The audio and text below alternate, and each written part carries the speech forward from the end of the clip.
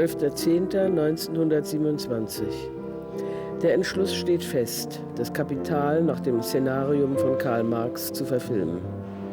Dies ist der einzig mögliche formale Ausweg. 4.11.1927 abends. In Amerika sind sogar die Friedhöfe privat. 100%ige Konkurrenz, Bestechung der Ärzte und so weiter. Die Sterbenden erhalten Prospekte, nur bei uns werden sie ewige Ruhe im Schatten der Bäume und beim Plätschern der Bächlein finden. Fürs Kapital. 2.1.28. Fürs Kapital. Die Börse darf nicht durch eine Börse wiedergegeben werden, wie in Mabuse, sondern durch Tausende von kleinen Details. Die Concierge als Anleihehalterin. Druck solcher Concierges in Fragen der Schuldenanerkennung durch Sowjetrussland. 4.4.1928. Analyse eines Seidenstrumpfzentimeters. 7.4.1928. 0:45 Uhr. Ein zerrissener Frauenstrumpf und der Seidenstrumpf einer Zeitungsannonce. Letzterer beginnt zu strampeln und vermehrt sich zu 50 Beinpaaren. Revue, Seide, Kunst, Kampf um 1 Zentimeter Seidenstrumpf. Der antike Film drehte eine Handlung aus mehreren Gesichtspunkten. Der neue Film montiert einen Gesichtspunkt aus mehreren Handlungen.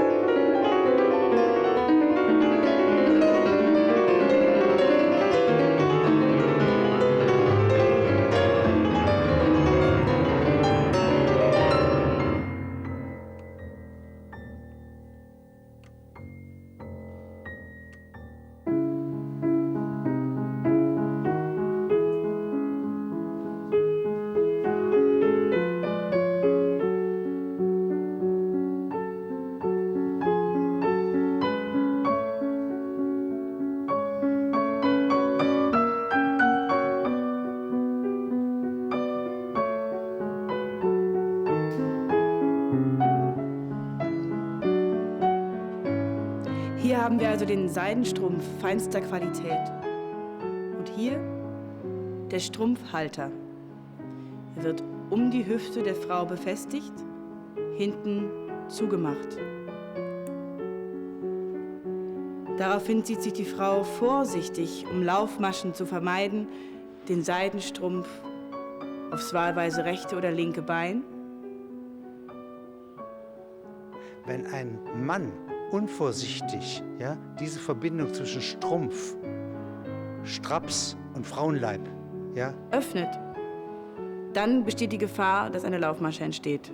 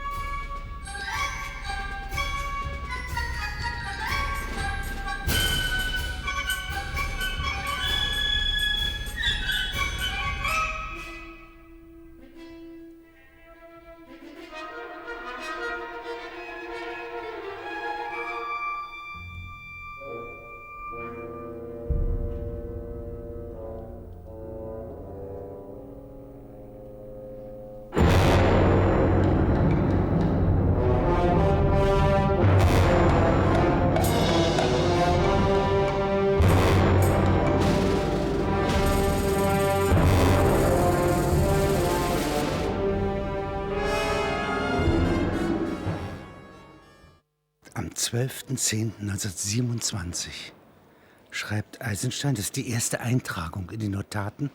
Der Entschluss steht fest, das Kapital nach dem Szenarium von Karl Marx zu verfilmen. Was ist das für ein Tag? Ja, das ist, einen Tag davor hat er die Dreharbeiten zu Oktober beendet und sofort nach Moskau zurückgefahren und am 12. eigentlich den Schneideraum betreten, weil am 7. November, also in einigen Wochen, der Film bei den Feierlichkeiten im Bolschoi-Theater laufen sollte. Er hat 49.000 Meter gedreht und er sollte diese 49.000 Meter auf 2.000 Meter schneiden und den fertigen Film vorführen. Das war die Bedienung. Also 2.000 Meter ist etwas unterhalb von 90 Minuten? Ja, ja. Und wie viel, sagten Sie, hat er gedreht? 49.000 Meter. Sind die erhalten? Nur zum Teil. Also er hat zum ersten Mal in seinem Leben die volle Freiheit bekommen, was die Produktionsmittel anging. Der normale sowjetische Film, der Durchschnittsfilm dieser Zeit, kostete ungefähr 30.000, 40.000 Rubel. Sein Film Oktober, obwohl er in Originalinterieurs gedreht hatte, kostete 800.000 Rubel. Also er fühlte sich wie Cécile DeMille des sowjetischen Films und meinte, dass er wirklich also den größten Film aller Zeiten dreht, die 10 Gebote der Oktoberrevolution. Und das war der Film, der hoch unterstützt wurde von allen. Also das Drehbuch wurde vom ZK immer wieder diskutiert und korrigiert. Eisenstein hatte die ganze Stadt zur Verfügung. Er konnte nachts drehen. Für die Dreharbeiten wurde die Elektrizität in der ganzen Stadt abgestellt. Die Brücken wurden während des Tages aufgezogen und abgezogen. Also es war schon ein Mammutunternehmen. Und nun also stand er vor der Aufgabe, diese Tausende und Tausend Meter in einen Film zu verwandeln. Und es war unmöglich, weil die Zeit zu knapp war. Um Tag und Nacht arbeiten zu können, kriegte er also verschriebene endokrine Aufputschmittel, also Drogen, wie wir es heute nennen, wie ein Sportler. Und er hat wirklich einmal 48 Stunden hintereinander geschnitten. Aber nach 2 Wochen von diesem Marathon war er erblindet. Erblindet? Erblindet. Er sah die Bilder nicht mehr. Er sah keine Bilder mehr. Also man sah sowieso sehr schlecht also auf dieser Moviola. Das war Moviola, eher an der er schneidet, nicht? Ja. Also nicht ein Schneidetisch, sondern so ein Drehgerät, wo sich kleine Bilder, so wie heute im Internet. Ja. Und eigentlich, also der ganze Film, was er geschnitten hat, hat er mit seinem inneren Sehen gesehen und nur dann teilweise überprüfen konnten und immer wieder korrigiert. Und er war also in einem Zustand der totalen Erschöpfung. Und in diesem Zustand, während er also praktisch im Oktober schneidet und meint, dass er jetzt eine ganz neue Art Film kreiert, einen Film, der nichts zu tun hat mit den Filmen, die er vorher gemacht hat und überhaupt mit nichts mehr zu tun hat, denkt er, dass der einzige Stoff, den er danach verfilmen kann, nur das Kapital sein kann. Und während dieser Arbeit, wo er also erblindet, wo er in totaler Erschöpfung lag, wo er nicht schafft, den Film auf 2000 Meter zu schneiden, denkt er über die Theorie oder über die Visionen des möglichen Films nach, den es gar nicht gibt. Und er beginnt die Tagebücher zu führen. Er geht zu Psychoanalytikern, um sich zu kurieren, weil er meint, dass also irgendwie seine schöpferische Potenz in eine Sackgasse geraten ist. Und er geht zu 3 Ärzten, die also seine Neurosen und Krise kurieren sollten. Und danach wird er also in einem Zustand der totalen nervlichen Erschöpfung in den Süden geschickt.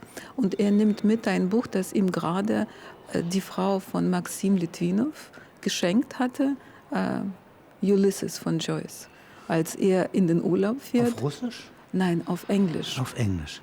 Und auf Deutsch. Also ist also in der Sprache, ist ja Eisenstein fähig, Französisch zu reden, Englisch, Deutsch, Russisch, noch etwas? Ja, einige Worte Spanisch. Er lernt Spanisch in Mexiko. Aber das ist schon alles, Und er wechselt ja manchmal in den Sätzen, die Sprachen. Er also schreibt, in seinem Kopf geht es wie in Babylon durcheinander. Ja, er empfindet das nicht als Durcheinander. Nein. Er schreibt, also er benutzt die Sprache oder das Wort in der Sprache, was am besten passt. Und deshalb schreibt er manchmal einen Satz in 5 Sprachen. Also, wenn es geht. Und interessanterweise wechselt er gerade. Also zunächst ist seine intime Sprache, die er für das Tagebuch benutzt, die deutsche Sprache. Und jetzt dieses Tagebuch und diese weiteren Eintragungen, die macht er 1927, 28 bis 29. Ja. 29 ist keine Eintragung mehr, aber die Pläne gehen weiter. Ja. Wenn man mal ganz ans Ende geht dieses Plans, das ist er in Paris. Ja. Am 29. 30. November 1929. Ja. Also nach dem Schwarzen Freitag, einen Monat praktisch später. Ja. Da besucht er den blinden Joyce. Ja. Wenn Sie das mal schildern.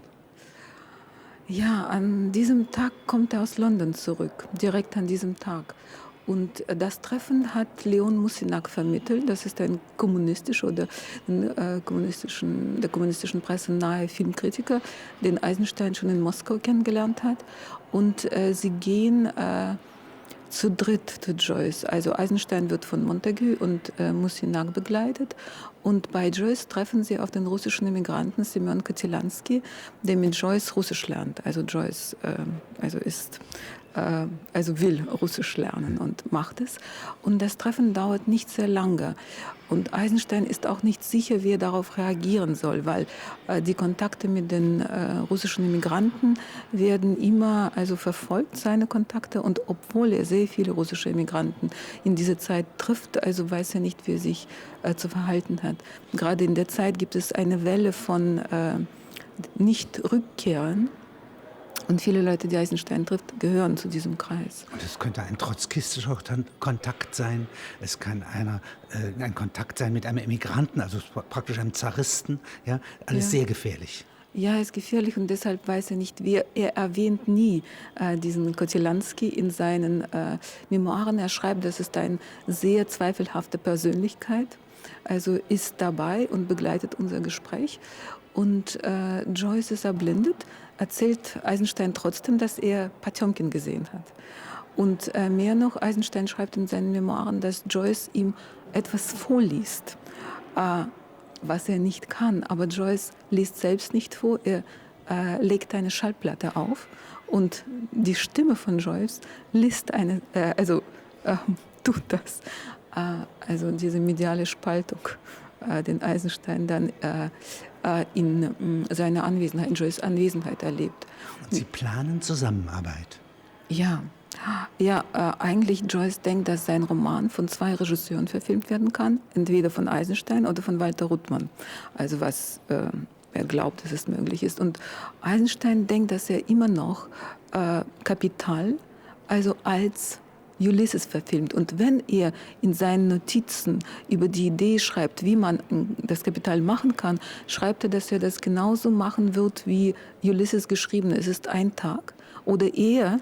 Ein Tag in dem Menschen eines Menschen. Ja. Also des Blum. Ja? Und der vereinigt aber die ganze Geschichte von Homer bis ein Pub in Dublin. Ja, genau. Ja. Und Eisenstein will eigentlich dasselbe machen. Er will einen Tag nehmen, also aus dem Leben eines Menschen und dann über diesen einen Tag auch von Homer bis zu, alles, in diesen Tag hineinpressen. Das Buch der menschlichen Wesenskräfte sozusagen schreiben.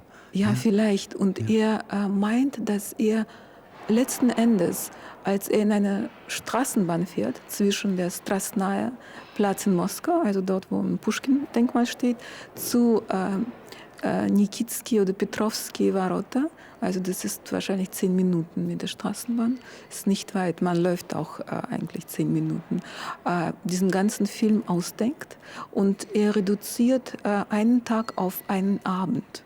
Und letztendlich wird es ein Abend, wie das letzte Kapitel, also ein innerer Monolog der Frau eines Arbeiters. Und aus diesem inneren Monolog der Frau eines Arbeiters kann er eigentlich dasselbe machen, was Joyce mit einem Tag gemacht hat aus dem Leben von Blum. Und dann, er begreift den Film nicht als eine Geschichte oder Anekdote. Er begreift den Film nur als eine Möglichkeit, die Assoziationen sehr frei aneinander zu ketten. Und diese Minimaleinheit, also der Weg vom Mittags, also vom Tisch, zum Bett, weiß ich was, also in diese Minimaleinheit der motorischen Handlung, also kann er die ganze Menschheitsgeschichte reinstopfen. Also da kommt die Waren vor, da kommt Kooperation vor, große Maschinerie, Geschichte, die Arbeit der toten Geschlechter. Alles das kommt vor, bis zum letzten Kapitel, wo er gewissermaßen assoziativ Klassenkämpfe entwickeln wollte. Wie hätte er das? Wie soll man sich das vorstellen? Wie kann man sich das vorstellen? Also es gibt bei ihm 2 Momente, die mir interessant erscheint. Also er nennt immer wieder seine Theorie, den intellektuellen Film. Er schreibt aber diese Theorie in einem orgiastischen, dionysischen Drogenrausch. Und diese Drogen helfen ihm irgendwie, den Bewusstseinsstrom freizusetzen.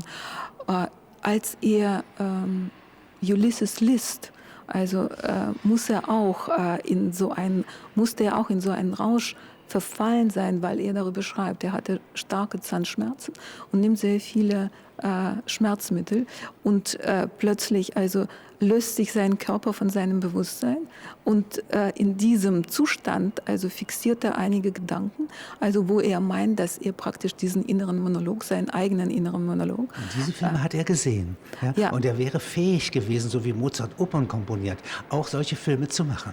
Er glaubt es, aber er wird es nie machen. Er schreibt immer nur Notizen dazu.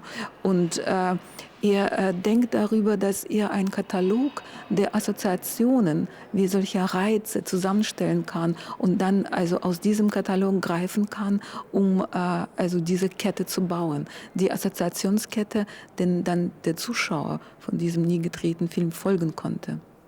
Die konnten nicht folgen. Vielleicht. Also man kann ja im Oktober den Assoziationsketten durchaus folgen. Ja, aber die Kritiker wollten nicht folgen. Nein.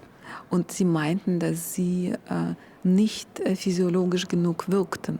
Also dort, wo Eisenstein meinte, dass er physiologisch genug war, also meinten die Kritiker, dass er also diese Wirkung verfehlt hatte und das Klirren des Glases, das sie hören, hörten sie offensichtlich nicht.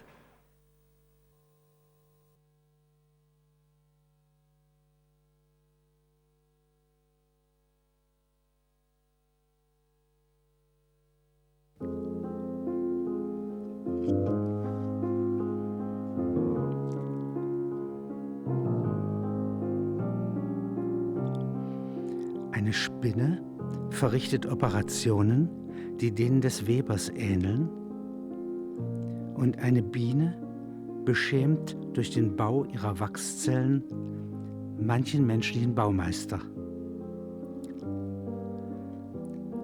Was aber von vornherein den schlechtesten Baumeister von der besten Biene auszeichnet, ist, dass er die Zelle in seinem Kopf gebaut hat, bevor er sie in Wachs baut.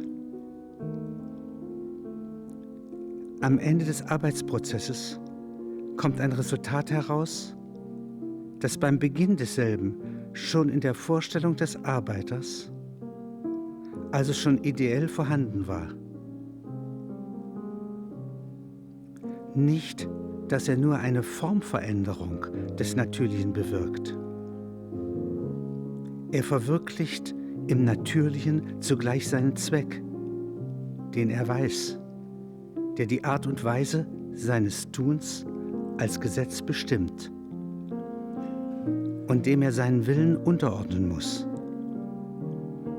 Kapital, MEW 23, 193.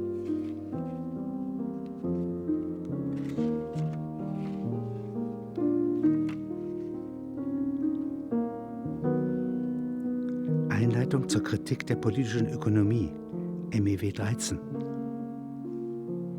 Der Mensch ist im wörtlichsten Sinn ein Zoon Politikon, nicht nur ein geselliges Tier, sondern ein Tier, das nur in der Gesellschaft sich vereinzeln kann.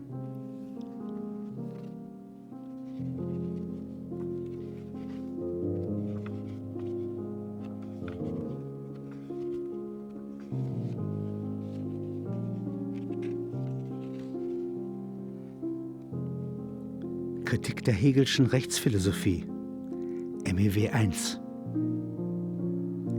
Der Mensch ist kein abstraktes, außer der Welt hockendes Wesen.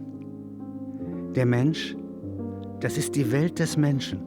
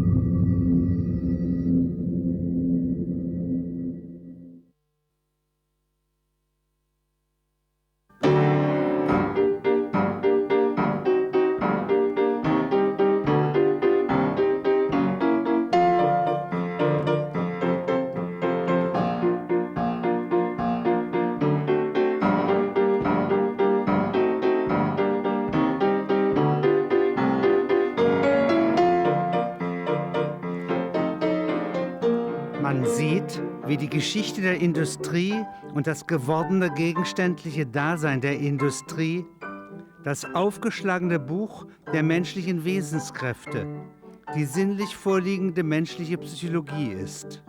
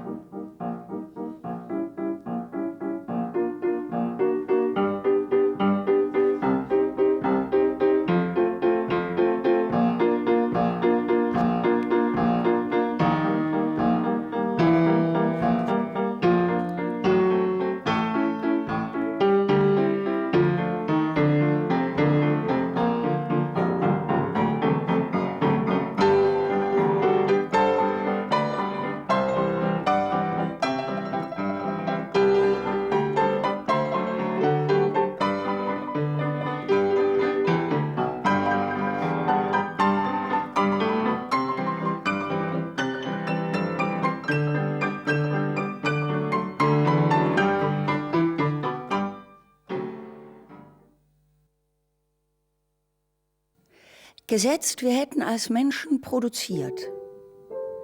Jeder von uns hätte in seiner Produktion sich selbst und den anderen doppelt bejaht.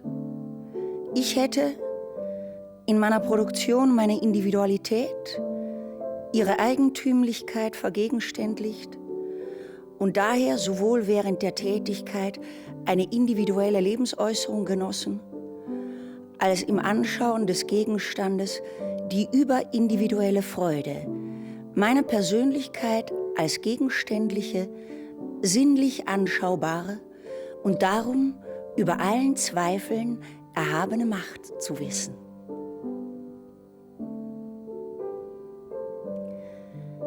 In diesem Genuss oder deinem Gebrauch meines Produkts hätte ich unmittelbar den Genuss sowohl des Bewusstseins, in meiner Arbeit ein menschliches Bedürfnis, als das menschliche Wesen vergegenständlicht und daher dem Bedürfnis eines anderen menschlichen Wesens seinen entsprechenden Gegenstand verschafft zu haben.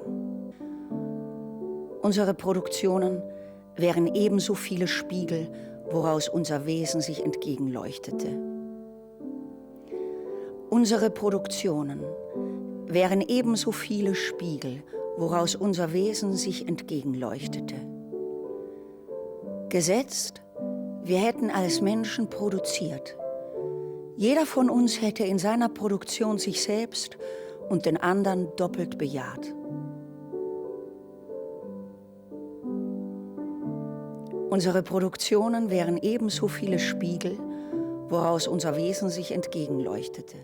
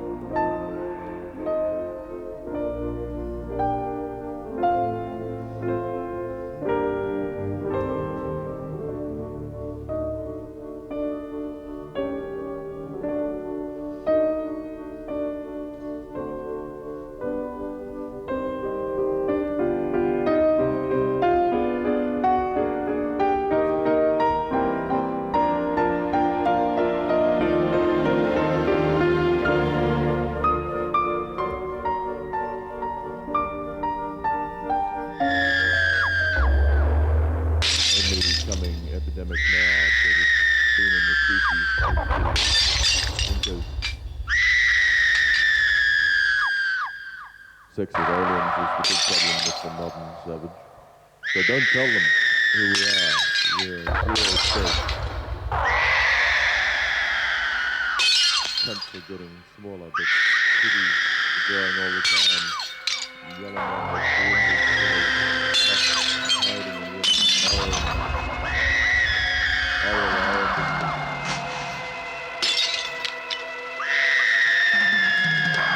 They will get us in conjunction with the agency. We have to get in the dark.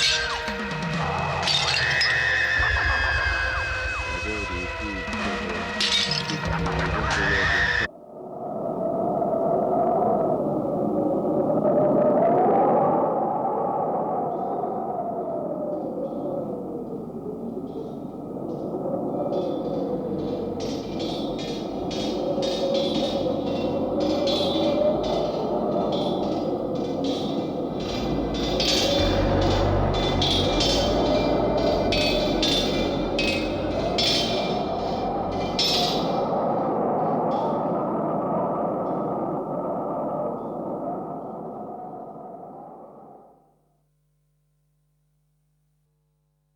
Ein Mann kann nicht wieder zum Kind werden oder er wird kindisch. Aber freut ihn die Naivität des Kindes nicht? Und muss er nicht selbst wieder auf einer höheren Stufe streben, seine Wahrheit zu reproduzieren? Lebt in der Kindernatur nicht in jeder Epoche ihr eigener Charakter in Naturwahrheit auf? Warum sollte die geschichtliche Kindheit der Menschheit, wo sie am schönsten entfaltet, als eine nie wiederkehrende Stufe nicht ewigen Reiz ausüben? Es gibt ungezogene Kinder und altkluge Kinder. Viele der alten Völker gehören in diese Kategorie. Normale Kinder waren die Griechen. Das finde ich sehr interessant. Der Reiz ihrer Kunst für uns steht nicht im Widerspruch zu der unentwickelten Gesellschaftsstufe, worauf sie wuchs.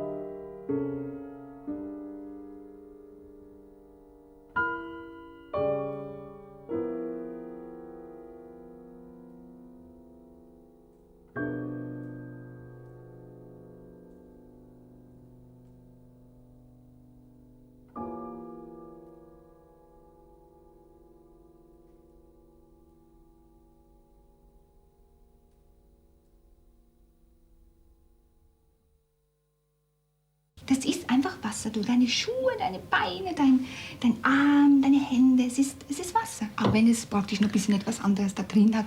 2% oder 3% von irgendetwas anderen Stoffen. Aber was wollen die alleine? Die können nicht mal laufen, die können nicht fliegen. Oh, die können nichts. Nur weil du Wasser hast, kannst du dich bewegen, du kannst dich ärgern, aufregen. Wegen Wasser? Wegen Wasser. Nur wegen Wasser. Wir sind ja hier jetzt im Staatsgebiet der DDR und bestehen aber aus Wasser.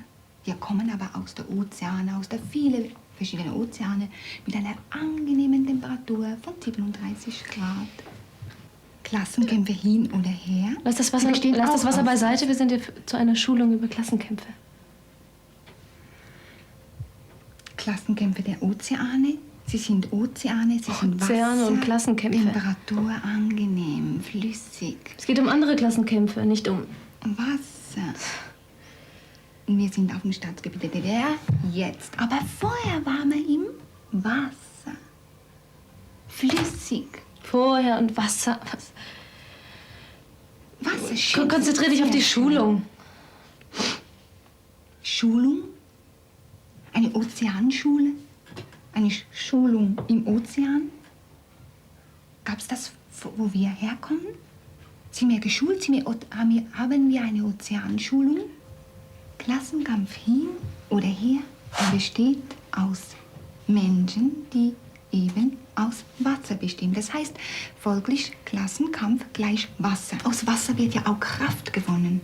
Zum Beispiel Kraftwerke, Wasserkraftwerke, Elektrizität.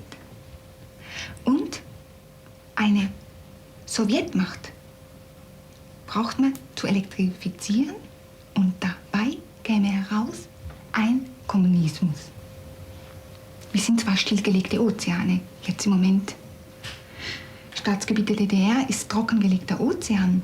Er ist im Moment weg, aber er kommt im Nebel, kommt wieder Atmosphäre und im Regen kommt es wieder runter, weil das sind Erinnerungen, wir brauchen das Wasser.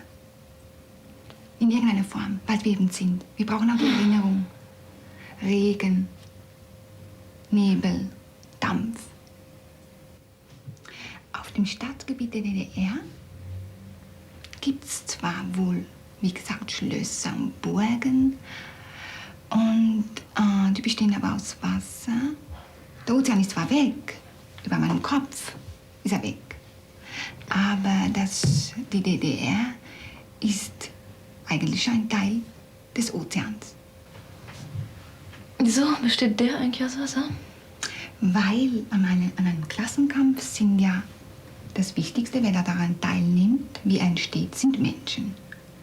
Wenn mehrere Menschen, ein Teil neben einem anderen, sagen wir Menschen, aber wir können auch sagen einzelne Ozeanteile, die zusammengeschlossen und die Haut weggenommen, das wäre wieder ein Riesenozean. Das heißt, der Ozean macht Aufstand. Aufstand des Ozeans. Er will Ozean sein, er will Ozean bleiben und nichts anderes. Wie sollte sich das zur Elektrifizierung verhalten? Das ist folgendermaßen. Ein Wassertropfen zum Beispiel, daraus kann ich ja noch kein Kraftwerk bauen. Ein Wassertropfen plätschert, er fällt runter und ist schnell vertrocknet. Aber ein Wasserbeutel zum Beispiel oder mehrere Wasserbeutels und mehrere Wasserbehälter und riesige Städte, wo eigentlich ein Wasserarsenal, da ist viel mehr Kraft daraus zu gewinnen. Und somit Strom, somit Elektrizität. Also ein kommunales Wassersachgebiet. Wie kann man eine Sowjetmacht elektrifizieren? Das Wasser ist sehr wichtig. Wasser wäre da sehr wichtig. Und wie gesagt, ein Wassertropfen hat nicht so viel Macht. So wie eine Ansammlung. Das heißt, eine Sowjetmacht, wie gesagt, eine Ansammlung der Wassertropfen, nimmt man an, das wäre dann die Sowjetmacht. Und wie könnte man das eben elektrifizieren? Das ist doch schon gleichzeitig die Elektrifizierung. Das ist gleichzeitig schon eine Kraft. Also es ist schon Strom vorhanden, wenn sich diese ganz feine Abtrennungen zum Beispiel zwischen dir und mir, das ist die Haut, das sind unsere Abtrennungen. Oh, sie muss sehr gepflegt werden, weil das,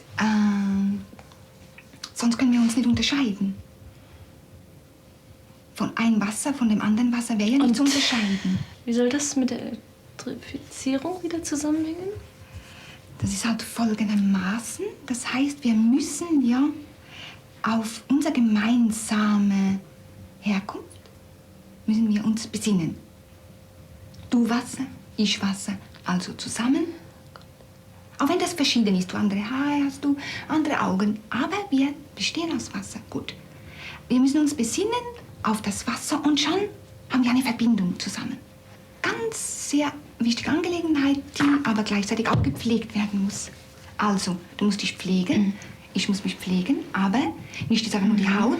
Es geht darum, den ganzen Körper pflegen. Die ganze hinten, vorne, unten, oben pflegen. Das ganze Wasser. Wie pflege ich meinen Ozean? Wie pflege ich ihn? Er schwappt, schwappt, schwappt. Ozean ist nicht nur stillstehende Angelegenheit. Sturm. Langsam. Langsam und immer mehr. Wie pflege ich das? Wie pflege ich den Sturm?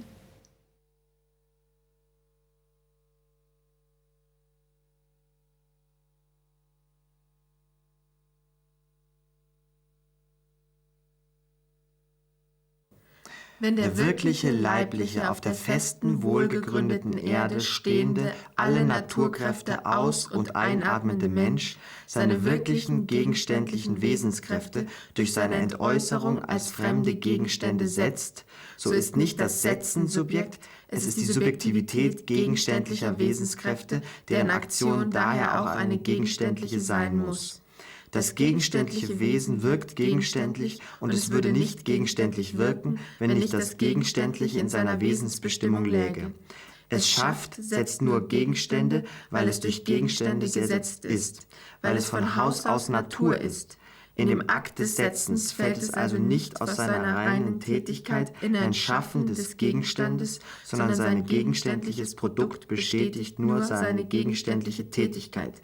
Seine Tätigkeit als die Tätigkeit eines gegenständlichen natürlichen Wesens. Wir sehen hier, wie der durchgeführte Naturalismus oder Humanismus sich sowohl von dem Idealismus als dem Materialismus unterscheidet und dass zugleich ihre beide vereinigte Wahrheit ist. Wir sehen zugleich, wie nur der Naturalismus fähig ist, den Akt der Weltgeschichte zu begreifen. Okay. Was verstehst du unter Naturalismus in dem Zusammenhang? Na, dass es natürlich ist. Also, dass die Leute das eigentlich von ganz alleine verstehen sollten. Okay, warte, ich lese nochmal den Satz. Wir sehen hier, wie der durchgeführte Naturalismus oder Humanismus sich sowohl von dem Idealismus als dem Materialismus unterscheidet. Okay. Naja, also die Leute sollen nicht so viele Ideale haben und sie sollen nicht so materiell sein. Sie sollen natürlich sein und human, oder? Aber was heißt es natürlich sein? Na, nicht nachdenken. Nee, das glaube ich nicht. Glaubst du nicht? Nee. Okay. Wir sehen hier wieder durchgeführte. Aber was ist denn der durchgeführte der besteht ja eigentlich schon, der durchgeführte Naturalismus, oder? Ja. Oder der Humanismus. Also es geht um beides. Es unterscheidet sich ja gar nicht. Es geht um beide Begriffe, glaube ich. Aber es unterscheidet sich ja nur von dem Idealismus und dem Materialismus. Mhm. Also stehen die im Gegensatz. Naturalismus und Humanismus stehen im Gegensatz zu Idealismus und Materialismus. Human, also bedeutet sozusagen sozial sein, oder? Mhm. Würdest du auch Würde ich auch verstehen? sagen, ja. Und naturalistisch sein heißt, so wie der Mensch ist, sein. Ja. Ja. Und Materialismus ist halt nicht so viel einkaufen gehen, oder? So den Wert auf die Dinge Klar, legen, Geld. oder? Auf jeden Fall, Geld. Geld, ja. Aber wieso Idealismus? Idealismus ist uns doch wichtig. Das stimmt überhaupt. Das macht ja alles Wie es gar keinen Sinn. unterscheidet. Doch, es macht Sinn, bestimmt. Der Marx hat sich bestimmt was gedacht. Pass auf, es geht ja auch noch weiter. Und zugleich ihre beiden vereinigten Wahrheiten ist. Also, wir sehen hier, das ist, glaube ich, echt der wichtigste Satz. Wir sehen hier, wie der durchgeführte, jetzt schon bestehende Naturalismus oder Humanismus. Also den Naturalismus, den gibt es ja schon. Genau, oder heißt, glaube ich, oder? Und Humanismus. Ja. Sich sowohl von dem Idealismus als dem Materialismus unterscheidet. Gut, böse. Und zugleich ihre beide vereinigte Wahrheit ist. Das verstehe ich nicht. Also was ist die vereinigte Wahrheit vom Naturalismus und dem Humanismus oder dem Naturalismus und dem Materialismus? Ist das eine Wahrheit für alle vier? Warte. Wir sehen zugleich, wie nur der Naturalismus fähig ist, den Akt der Weltgeschichte zu begreifen. Wollen wir mal versuchen, den Anfang des Textes zu verstehen? Okay. Also, wenn der wirkliche, also wirklich verstehen wir. Ja. Leiblich verstehen wir auch, oder? Ja. Also auf aus der festen, wohlgegründeten Erde stehende. Vaterland steckt da drin, Ja, auf jeden Fall. und der Planet, würde ich auch sagen, oder? Ja, aber wohlgegründet, also ich meine, wir haben die Erde wohlgegründet. Ja, das stimmt. Unser Vaterland hat die Erde Wenn wohlgegründet. der wirkliche, leibliche, also das ist alles sehr echt, auf der festen, wohlgegründeten Erde stehende, alle Naturkräfte. Wer steht denn da? Alle Naturkräfte, aus- und einatmende Mensch. Der Mensch steht auf der Erde. Ja, und er hat alles in sich, alle Naturkräfte. Ja. Wind, Feuer, Erde. Wind. Nee, hast du schon gesagt. Wasser. Wasser, genau. Seine wirklichen gegenständlichen Wesenskräfte. Wieso denn Wesenskräfte? Also halt wer ist, ne? Ja. Aber eigentlich sind wir doch wirklich und leiblich und nicht gegenständlich. Ja, das ist das Problem. Das ist wirklich ein Problem. Sollen wir nochmal von hinten anfangen? Rückwärts. Oder ich lese jetzt mal so einen Satz, wie wir ihn in unserer Sprache. Wir lesen den ersten Satz so mit, also versuchen wir in die moderne Sprache zu übersetzen. Okay. Wenn. Wenn. Ja. Der wirkliche, also der echte. Der echte, wahrscheinlich der natürliche. Der natürliche, körperliche, auf der sozialistischen Erde stehende. Allen Winden. Wind, Feuer, Wasser, Meer. Und der atmende Mensch, also halt wir. Genau. Also ich glaube, der erste Absatz ist, wenn der sozialistische Mensch. Ja. Auf der sozialistischen Erde. Seine wirklichen gegenständlichen Wesenskräfte durch seine Entäußerung als fremde Gegenstände setzt. Dann ist nicht das Setzen Subjekt. Wirklichen gegenständlichen Wesenskräfte durch seine Entäußerung. Wesenskräfte. Die Wesenskräfte ist, wer er ist und was er kann. Durch seine Entäußerung ist die Entäußerung, was er tut oder was er sagt, weil er äußert sich. Als fremde Gegenstände setzt. Ich glaube ja, es geht einfach nur darum, man muss... Wollen wir es einfach auswendig lernen? Oder einen Spicker schreiben. Ja, vielleicht. Schreibst du einen Spicker? Ja. Okay. Aber wir können wir probieren, es auswendig zu lernen? Ich glaube, ich habe eine Idee. Also ich glaube ja, es geht darum. Wir Was sozialistischen... passiert, wenn die sehen, dass wir einen Spicker geschrieben haben? Nee, das redet erst, Entschuldigung. Wenn wir als sozialistische Menschen, als gottgegebene Wahrheit tragende Menschen, Ja. ist ja so, ne? Ja. Versuchen, die Natur zu manipulieren, funktioniert das nicht. Und diese Manipulation besteht im Materialismus einerseits und im Idealismus. Idealwerte. So. Ja. Und deshalb muss sich der nackte sozialistische Mensch auf den Naturalismus und den Humanismus begründen. Ja. Ja. Wenn der wirkliche, leibliche, auf der festen, wohlgegründeten Erde stehende, alle Naturkräfte aus- und einatmende Mensch seine wirklichen, gegenständlichen Wesenskräfte durch seine Entäußerung als fremde Gegenstände setzt, so ist nicht das Setzen Subjekt, es ist die Subjektivität gegenständlicher Wesenskräfte, deren Aktion daher auch eine gegenständliche sein muss. Das gegenständliche Wesen wirkt gegenständlich und es würde nicht gegenständlich wirken, wenn nicht das Gegenständliche in seiner Wesensbestimmung läge. Es schafft, setzt nur Gegenstände, weil es durch Gegenstände gesetzt ist, weil es von Haus aus Natur ist. In dem Akt des Setzens fällt es also nicht aus seiner reinen Tätigkeit in ein Schaffen des Gegenstandes, sondern sein gegenständliches Produkt bestätigt nur seine gegenständliche Tätigkeit. Seine Tätigkeit als die Tätigkeit eines gegenständlichen natürlichen Wesens. Wir sehen hier, wie der durchgeführte Naturalismus oder Humanismus sich sowohl von dem Idealismus als dem Materialismus unterscheidet und zugleich ihre beide vereinigte Wahrheit ist. Wir sehen zugleich, wie nur der Naturalismus fähig ist, den Akt der Weltgeschichte zu begreifen. Das muss doch möglich sein, dass wir das begreifen dann. Ja. Man hat ja zu dem Jahr, in dem man geboren ist, ein besonderes Verhältnis und guckt immer mal nach, ja, was da war. Ja, es gibt ja eine ganze Literatur über dieses Jahr 29. Collagenförmig eigentlich, weil es sehr schwer ist, es auf eine Einheit zu bringen. Es ist ja ein zerrissenes Jahr auch. Und naja gut, was einem zuerst einfällt, ist natürlich die Wirtschaftskrise. Also es waren ungemütliche Zeiten. Das kann man auf jeden Fall sagen. Dieses Jahr, aber ein Sommer wie jedes Jahr. Ja.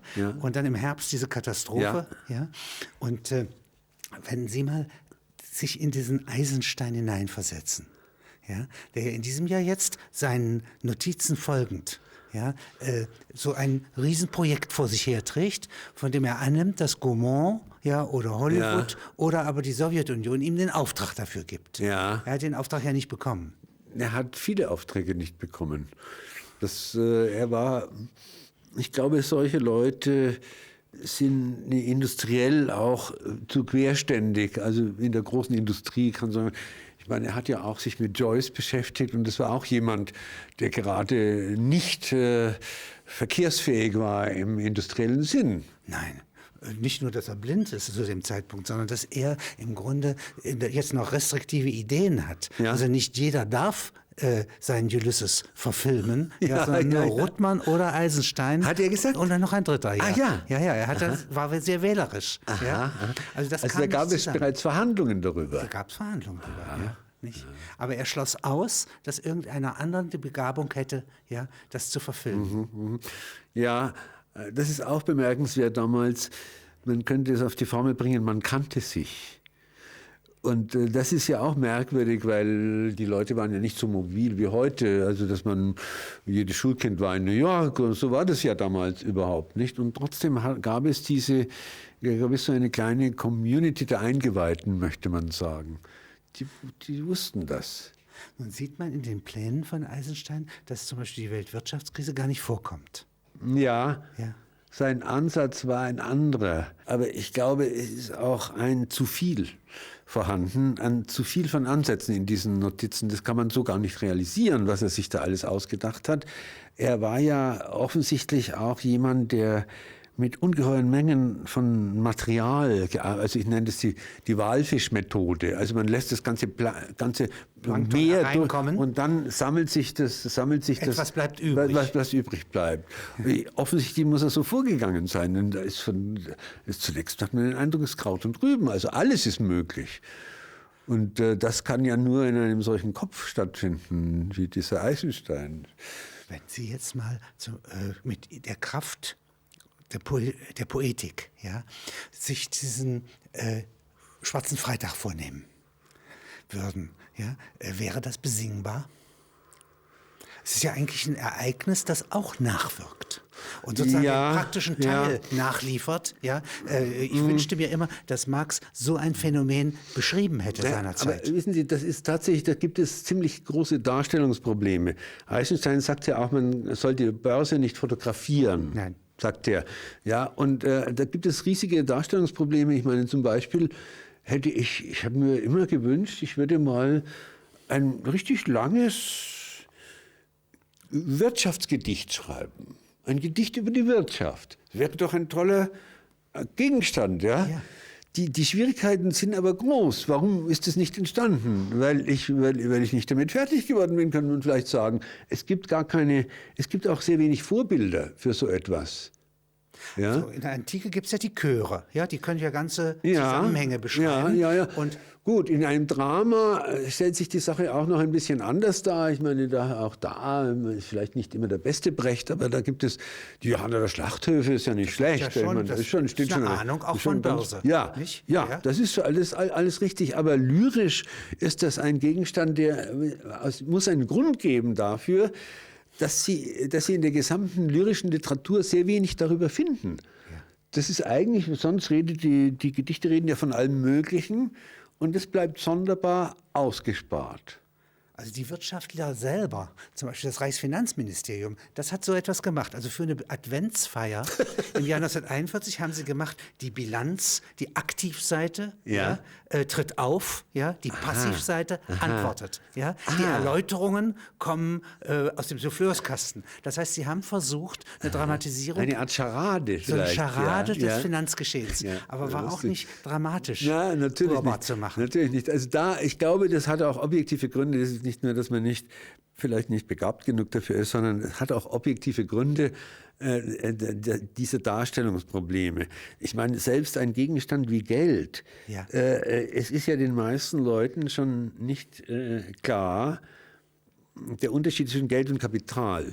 Ja, also Geld ist das, was ich in der Tasche habe, gewissermaßen. Was sich von selbst nicht vermehrt. Und was sich von selbst nicht vermehrt. Und dann verdünnt sich das in immer, also es gibt ja auch eine ganze Konsistenzlehre des Geldes. Hartgeld, also Münze, dann Papiergeld, dann ist man flüssig.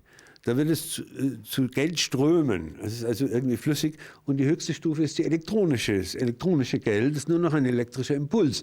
Also natürlich, diese Abstraktionsstufen sind schon für den gesunden Menschenverstand irgendwie ziemlich widerständig. Also das Kind versteht, was ein Taschengeld ist, aber nicht, was ein Derivat ist. Das kann ich einem 12-jährigen Kind nicht erklären. Nein. Hans im Glück, das kann ich erzählen. Was ein Goldklumpen ist, der weniger wird, der eingetauscht wird. Aber eigentlich, so wie ich diese Ebene verlasse. Also zum Beispiel die Geschichte eines Geldscheins, auf dem so viele Fingerabdrücke sind. Eines Reichsmarksscheins. Der den ganzen Krieg überdauert und 1949 ist er gar nichts mehr wert. Das wäre der hätte eigentlich eine Geschichte, aber man kann sie ihm nicht ansehen. Es gibt sogar eine gasförmige Form von Geld, nämlich die Blase. Die Blase, Immobilienblase, sagt man ja. Oder die Inflation. Inflation ist ja auch eine Blähung. Und dann merkt man, das sind alles Vertrauensverhältnisse. Das sind Kredit ist eingezahlt in die Blase. Ja, und wenn die Leute nicht mehr dran glauben, dann haben wir 1929. Das ist auch ganz klar. Die Blase ab. Ja. Ab diesem Punkt würde natürlich schon der Poet wieder was singen können. Denn ich meine, gemessen an dem... Doch, ja. Also die Folgen sind ja leichter darzustellen als das System als solches. Würde man das so wie John Dos Passos machen? Ja. So?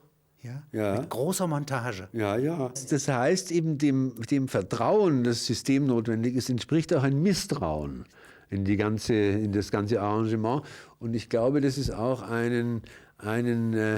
nicht nur auf der Linken gibt es das, sondern dieses Misstrauen existiert auch im Kleinbürgertum sehr stark, bei den Bauern und so weiter. Ja. Muss man sehr ernst nehmen. Das muss man ernst nehmen und das ist ziemlich gefährlich, wenn man da zu weit geht, die merken sich das dann. Das ist eigentlich ein großes Unternehmen, wie Siemens, oder ein Unternehmer in einer klassischen Art, eigentlich lauter Scouts bräuchte, die diese Art von gefährlichen Fallen, wo ein aufgehäuftes Misstrauen schon in der Wirklichkeit vorhanden ist, zum Beispiel gegen die Barone, den trauen die Bauern nicht wieder. Und das ist richtig. In Form der SA im Dritten Reich können sie wirklich ganze Unternehmen abräumen. Ja, das ist dasselbe Misstrauen. Aber ich glaube, da ist es auch unter unseren Verhältnissen gibt es so eine sehr starke Betriebsblindheit. Also wenn zum Beispiel, ich meine, man merkt es ja auch an der Selbstdarstellung der Firmen, wenn eine Bank zum Beispiel mit dem Slogan wirbt, das grüne Band der Sympathie. Ich meine, ich kenne niemand, der von einer Bank erwartet, sie soll sympathisch sein. Das ist überhaupt nicht die Aufgabe einer Bank. Das ist rausgeschmissenes Geld. Und das ist Betriebsblindheit. Der hätte jede Putzfrau fragen können, die hätte ihm erklären können, sparen Sie diese Millionen, die Sie in die Kampagne stecken. Das funktioniert nicht. Ja? Aber die leben natürlich auch in ihrer Binnenwelt. Es ist sehr, sehr merkwürdig, was man von außen sehen kann, aber von innen nicht sehen kann. Also Betriebsblindheit oder Selbstreferenz, wie man das auch nennen will. Ja? Das hat systemtheoretische Gründe, dass die Leute sich, ich meine, die armen Politiker auch, die sagen dann, die Leute draußen im Lande. Ja, das ist natürlich vollkommen irre. Wo ist als er, wenn der Politiker? Wo lebt dieser Mensch? Ja, nicht in der draußen Stadt, im Bundestag, also der Hauptstadt. Ja. Aber das sind alles, und ich glaube, das ist gar nicht subjektiv zuschreibbar, dass der nun besonders vernagelt ist, der das sagt, sondern der lebt in dieser Kapsel. Sehr, sehr charakteristisch für Sie, ja, wie Sie schreiben, ja, dass man sich jetzt vorstellen könnte, es gäbe in der DDR ja, ein paar hochbegabte Leute, ja, die haben so viel Marx-Denkmäler gesehen im Laufe ihres Lebens und so viel Texte lesen müssen. Ja. Und jetzt sind sie in der Warteschleife, ja, und könnten eigentlich den Marx nachschreiben, nachahmen. Ja, und könnten all diese Blasen anstechen. Sie könnten sozusagen Kritik, die ja einen hohen Unterhaltungswert hat, ja, in die Welt tragen. Ich bin da eher pessimistisch, denn es ist ja auch nicht geschehen. Natürlich, warum ist es nicht geschehen? Warum sprechen viele Leute, die in der Schule 4 oder 5 Jahre lang Russisch lernen mussten, so schlecht Russisch oder gar kein Russisch? Die haben das die Seite geräumt. Das hat mit der Kontraproduktivität der Pädagogik zu tun. Das heißt, Marx ist viel zu gut, um durch Lehrer verbreitet zu werden. Natürlich, ja klar, sicher. Man muss ihn gewissermaßen, am besten ist, wenn man ihn unter dem Tisch heimlich liest. Ich glaube, auch Kinder sind da ziemlich resistent. Das beginnt ja schon bei ganz einfachen Sachen. Da braucht man gar nicht ideologisch zu werden, sondern des Immunsystems. Es gibt eine Art es gibt Immunreaktionen gegen, und Kinder haben ein besonders feines Gehör für solche Erziehungsversuche, bei denen irgendetwas nicht stimmt. Sodass also dieser Zugang versperrt ist, ja, für Marx-Texte verlieren, indem sie Lehrmaterial werden und werden auch gar nicht erst angenommen. Ja. Es gibt also keine Früherkennungsmethode mit Marx möglich, aber eine Späterkennungsmethode ist auch nicht möglich. Da werden in Südengland auf einer Versteigerung von Stasi-Offizieren im Oktober 1989 Marx-Texte gefunden. Die könnten das Ganze noch einmal wenden. Ja? Sie werden dem Zentralkomitee vorgelegt. Hat nichts genutzt. Das Zentralkomitee hatte sich schon aufgelöst. Ja, also wenn es verspätet kommt, es ist ja noch nicht aller Tage Abend, und ich glaube, das muss man, also diese ganzen Druckspuren, die da auch im Gehirn vorhanden sind, wo die Leute, und das hat ja auch seine Zeit. Ich meine, ich weiß nicht, das kann man mir vorstellen, es gibt immer wieder auch bei ganz harmlosen literarischen Erscheinungen gibt es sowas wie Renaissancen. Ja, plötzlich sagt man, der war gar nicht so schlecht. Ja? Oder ich meine zum Beispiel, wie Sloterdijk damit umgeht, der hat ja auch eine Marx-Diskussion geführt, sehr originell zum Teil, ja, im Zusammenhang mit der Globalisierung. Also da gibt es immer noch wieder jemanden. Auch mit dem Zorn, der kann auch den Zorn Thymos, nicht von Homer abgeleitet, bis heute durchziehen, mit allen Vokabeln, die Marx entwickelt. Ja? Nein, das ist noch lange nicht aller Tage Abend. Schreiben Sie ihn mir doch mal. Er besteht ja nicht aus Sauerkrautbart alleine als Kennzeichen. Naja, also erstens glaube ich, dass er kein sehr glücklicher Mann war. Das zeigt sich an seinen familiären Verhältnissen, an seinen, die dickste Freundschaft, die mit Engels. War er überhaupt ein guter Freund? Man weiß es nicht genau. Ich glaube, er war so fixiert. Es sind Leute, die wenn ich der Meinung bin, und in diesem Fall wahrscheinlich eine begründete Meinung bin, ich bin der Einzige, der das machen kann. Das bedeutet natürlich, ich habe eine Mission. Ich musste, niemand anders, ich kann es auch nicht delegieren, ich muss es selber machen. Und das führt zu einer Art von, wie soll man das sagen, von Egoismus auch, von Konzentration, aber das bedeutet auch... Ich mache mich zum Instrument. Ich mache mich zum Instrument und das ist natürlich kein Rezept für ein angenehmes oder glückliches Leben, das ist ja ganz klar. Ja. Und daher auch diese Krankheiten, die Ausschläge, diese ganzen Sachen, diese psychosomatische Dinge. Also ich glaube, ich habe mal eine Sammlung gemacht von Äußerungen über ihn, von allen möglichen Leuten, die ihn getroffen haben. Die haben einen Brief geschrieben oder Tagebücher, irgendwas da drauf. Und das ist eine höchst widersprüchliche Mosaik, was da entsteht, ja, mit sehr bitteren Äußerungen auch über Marx. Das hätte zum Beispiel also in der DDR niemals erscheinen können, dieses Buch. Und dann er ist auch einer der Gründer der Schimpftradition der Linken. Die Linke war ja immer ein Verein, der sich auch gegenseitig ja nicht nur den Gegner beschimpft hat, sondern auch untereinander wurde dauernd geschimpft. Ja. Das ist eine Tradition, die bei Marx anfing. Er war ein genialer Schimpfer. Er hatte tolle Einfälle. Also ich weiß noch seine Formulierung über Bakunin, wo er sagt, Bakunin, Mohammed ohne Koran. Das muss einem einfallen, ich meine. Es ist ja auch etwas dran, das ist ja gar nicht so falsch.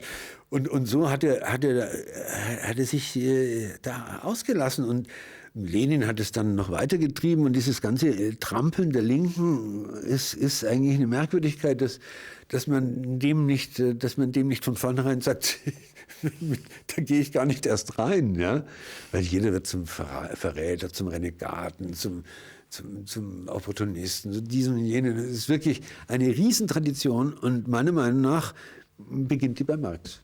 Er war der genialste Schimpfer.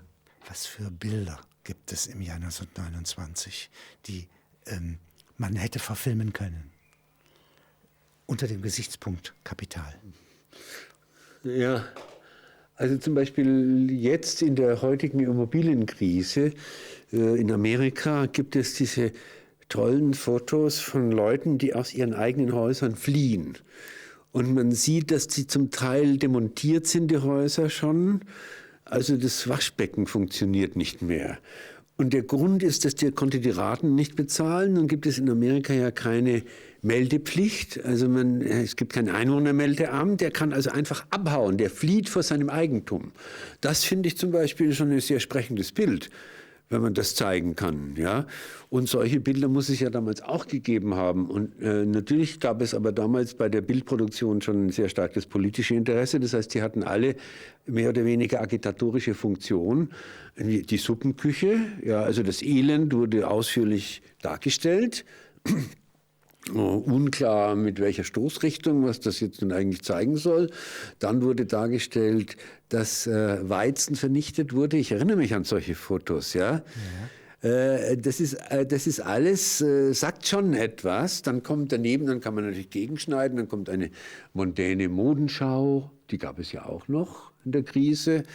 Also man kann so ein Jahr schon auch irgendwie montieren, aber trotzdem bezweifle ich, dass man jetzt auf die das eine Bild, das Sie jetzt sagten, man flieht vor seinem eigenen Eigentum. Das ist gut. Das ist ein ganz starkes, intensives Bild. Habe ich übrigens auch noch nie gesehen. Ja. Kam im Film nicht vor. Ja. Die anderen Dinge kämen ja vor. Ja, die kennen wir, weil die Agitation schon bedient. Es gibt also auch schon eine Rhetorik, eine Rhetorik, die sehr schnell entsteht, der unmittelbaren Ausbeutung der Situation in Form von Bildern. Das ist ja ganz klar. Das ist sozusagen das, was die Wochenschauen tun. Und da ist sozusagen, wenn Amanullah von Afghanistan nach Berlin kommt, und das ist der greise Präsident, der junge Potentat aus dem Orient und so, das ist also gängige Bilder, aus denen aber wenig Analyse folgt. Ja? Also deswegen hinfahren nach Afghanistan, einen Bauernhof dort eröffnen. Also was mich viel mehr interessiert, und da kann ja auch dieses Spiel kann ja auch jeder mitspielen, der sich da ein bisschen mit der Zeit beschäftigt hat. Was hättest denn du gemacht? Nehmen wir an, du studierst, du bist irgendwie 23 an irgendeiner Universität, jetzt deine Eltern haben kein Geld mehr, und so weiter, arbeitslos. Ne? Und jetzt, was sind deine Optionen?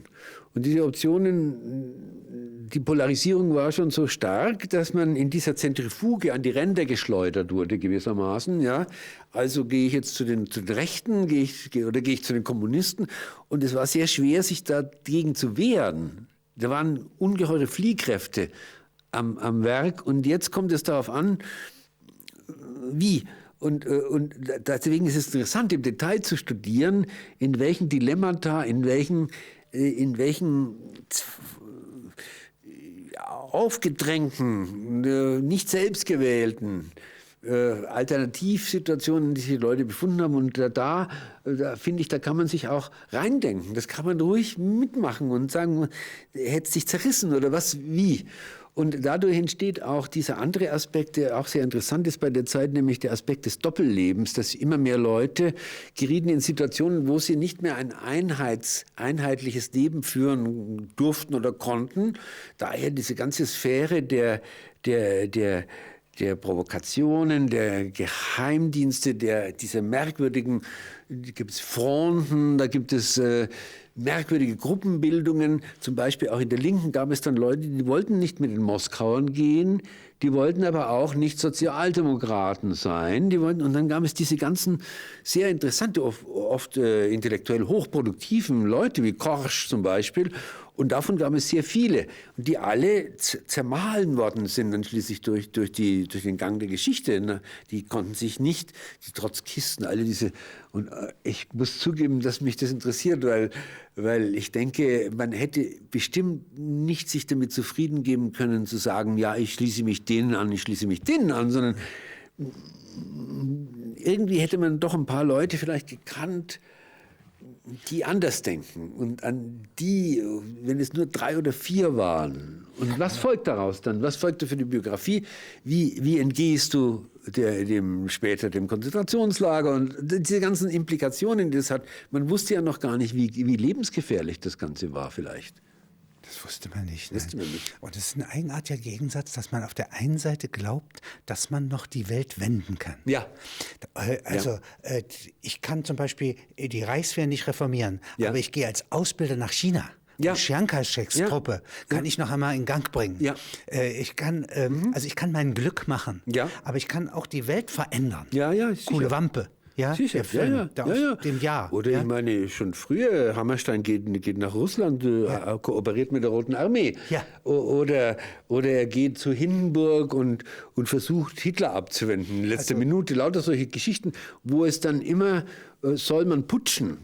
Solche Fragen stellen sich dann in so einer Position, wie dieser Mann sie hatte. Alles ist offen. Ja, und für Menschen erlangbar. Ja. Und Marx sagt ja, dass der Mensch sozusagen nach dem Gesetz des Kapitals nur Anhängsel dieser ganzen Produktion ist, Anhängsel seines Schicksals ist, also dass es gar nicht kann. Eigentlich ist diese Depressionslehre, ja, die hinter der Wahrheit steckt. Weiß ich nicht. Also ich denke ja, das ist auch alles vielleicht ein Geburtsfehler dieser Theorie. Es gab ja berühmte Äußerungen über die Rolle der Persönlichkeit in der Geschichte, so nannte man das. Ja.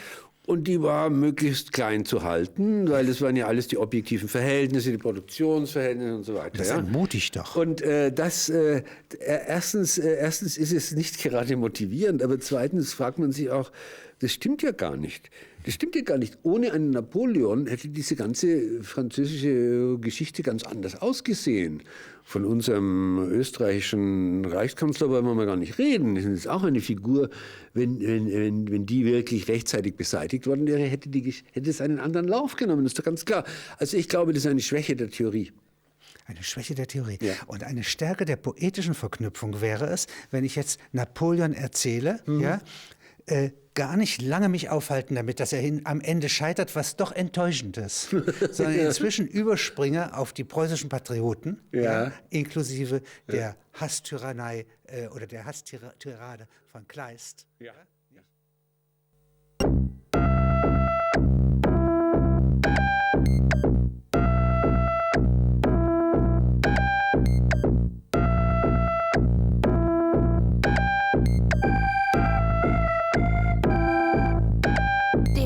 Citizens, dear fellow occupants, dear sisters and brave and dear comrades in arms, we might overcome.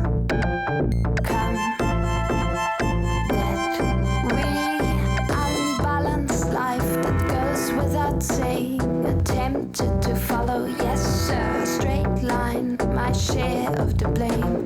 Gotta say I deserve. I believed in their lies. I believed in their lies.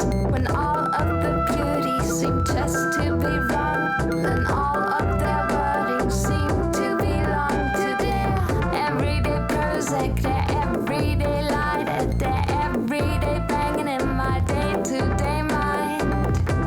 And the music turns mine on, and we buy pre-packed needs and black condoms for our pleasure or their pleasure strategies.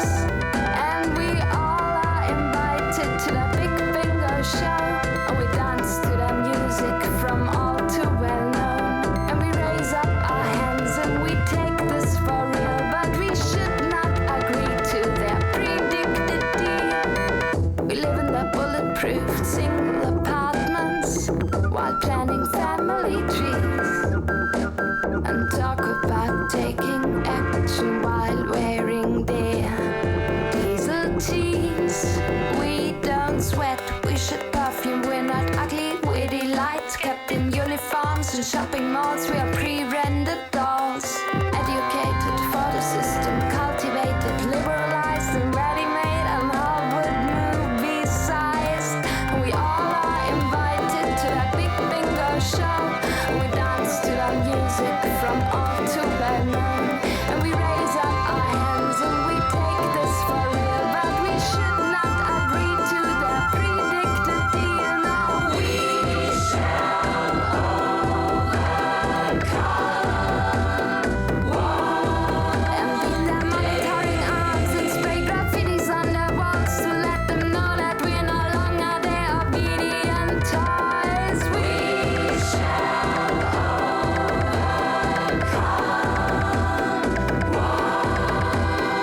Deep in my heart, I do believe that we can defeat this mess that we've brought so far. They won the People's Choice Award, declared the speechwriter's pen, but we never really have been asked to put a cross beside their names. But we all are invited to the big finger shows, and we dance to the music from all too well known. And we raise up our hands and we take this for real, but we should not agree to their predicted deal. Now we shall overcome. And beat their monitoring arms and spray graffitis on their walls to let them know that we're no longer their obedient toys. We shall overcome. And dear fellow citizens, and dear fellow occupants, and dear sisters in brave, and dear comrades in arms, we shall overcome.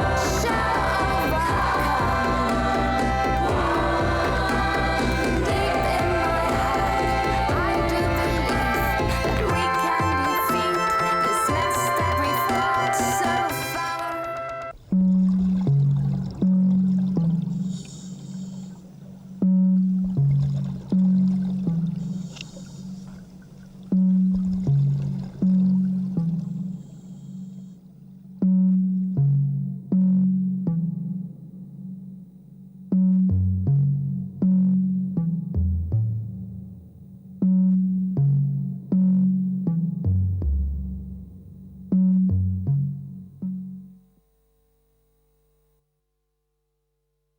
Denn nicht nur die Filmsinne, sondern auch die соgenannte geistige Sinne. Идет разговор не только о 5 смыслах, а идет разговор об умственном понятии, об умственном смысле.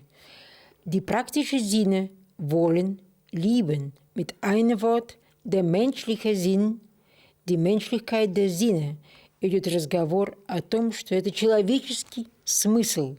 Человеческий смысл о понятии «жить», «хотеть», «любить» wird erst durch das Dasein seines Gegenstandes, durch die vermenschliche Natur. Это идет о том, что мы должны говорить о том, что природа должна быть очеловечена. Die Bildung der 5. Sinne ist eine Arbeit der ganzen bisherigen Weltgeschichte.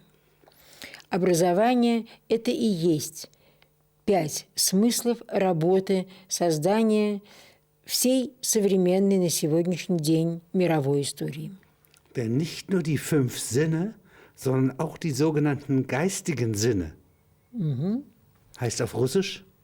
По-русски это говорится не только 5 чувств, 5 понятий чувств. Это идет разговор о том, что вы должны умственно понять всю сегодняшнюю мировую историю. Die sogenannten geistigen Sinne, die praktischen Sinne, wollen, lieben. Нам очень важно понять, что такое в практическом понимании хотеть и любить. Mit einem Wort der menschliche Sinn. Это же означает по-человечески, человеческий смысл, человеческий. Die Menschlichkeit der Sinne. Любое понятие, любой смысл должен быть нужен человеку, он должен быть человеческим. Wird erst durch das Dasein seines Gegenstandes, durch die vermenschlichte Natur. Мы только тогда это примем и поймем, когда мы поймем и, может быть, даже и очеловечим природу. Das heißt, es werden Städte gebaut und dann entsteht der Städter. Это означает, будут построены города, государства. Es wird das Land mit Äckern bearbeitet. Это означает, что плугом будет поднята земля, она будет основана. Dann entsteht der Bauer und die landwirtschaftliche Revolution. И только тогда будет возможно человеком, работающим на земле, свое понятие природы и свое так называемой революции, ощущение в природе. Und dann erreichen И только тогда мы сумеем достичь. Die Unternehmer und die Arbeiter. Только тогда и предприниматель, и рабочий. Ganz entgegengesetzte Interessen. Только тогда они смогут, поймут друг друга, тогда у них будут противоположные, но интересы друг к другу. Eine neue menschliche Natur. И только благодаря этому мы создадим новую природу человечества, новую индустрию создадим. Und so entsteht Garten auf Garten. Итог это возможно шаг за шагом. Eine vermenschlichte Natur. Мы должны очеловечить природу, мы должны принести свою душу в природу. Und dadurch entstehen Menschen. И из этого и состоят люди. Это и создает человека. Только понимание себя и вкладывание своей души в природу. Die Menschen sind das Echo der Dinge und die Dinge sind das Echo der Menschen. Люди – это эхо природы, эхо вещей, а вещи – это эхо человека. Und das heißt, die Bildung der 5 Sinne ist eine Arbeit der ganzen bisherigen Weltgeschichte. Это и означает создание и понимание этих 5 смыслов, 5 понятий, и есть работа по созданию всей современной истории. In unseren Seelen fließen Euphrat und Tigris. В наших душах течет кровь Эфрата и Тигра. Und Pyramiden sind in uns. Ведь все пирамиды, которые есть, они тоже в нас находятся. Und die großen Straßen, auf denen die Legionäre Roms marschierten. И те огромные просторы, по которых проходили легионеры. Und die Bitterkeit der Bauernkriege. И горечь всех крестьянских войн. Und dann die Französische Revolution. А потом французская революция. Menschen strömen in Paris zusammen. Ведь это было время, когда потоки людей проходили через Париж. Они как бы в воды текли по Парижу. Und eine Allegorie, die wie ein Engel aussieht, eine Fackel vor sich herträgt, bringt die Freiheit ins Land. Какие-то ангелы, они ведь несли факелы, и они думали, что они несут свободу в страну.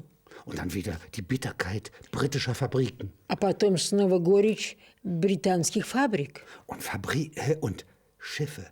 Ja, а потом корабли. Die den King Kong gefangen nehmen. Которые брались в плен. Их захватывали. Nach Amerika bringen. Потом эти корабли проходили через моря, через океаны в Америку. Der wütende Affe zerstört beinahe das Schiff. Они так боялись, что корабли будут разрушены. Und während auf dem Wolkenkratzer die schöne weiße Frau beschützt. Потом волны сохранили красоту женщины, они ее сохранили. Und Regierungsflugzeuge abgreift. И их схватывали правительственные самолеты, те, кто летели. Sind andere Regierungsflugzeuge dabei, ihn mit Maschinengewehrfeuer zu durchlöchern. Другие самолеты своими выстрелами разрушали то, что было принесено. Ein Paradies ist das nicht. Это не рай. Это совсем не рай. Aber es ist das gegenständliche Dasein. Но только благодаря равновесию, благодаря противоположностям, это все возможно. Die vermenschlichte Natur. Мы должны очеловечить природу. Очеловечить. Das kann man auf Russisch sagen. Vermenschlichte Natur. Да, конечно. Это очеловечить. Vermenschliche. Vermenschlich. Очеловечить. O, ganz großes Buchstabe O. So, es ist wie O. Omega, ja, wie Omega. Ja. O. Ja, ja. Und человек. Очеловечить. Es wird ein ganz großes Wort und mit dem Wort O drin das Wort человек, der Mensch. Was heißt Seele auf Russisch? Душа. Duscha. Duscha. Duscha. Duscha. D-U-S-C-H-A. Duscha. Duscha. Wo lebt die Seele? Wo? Zwischen den Menschen. Irgendwo.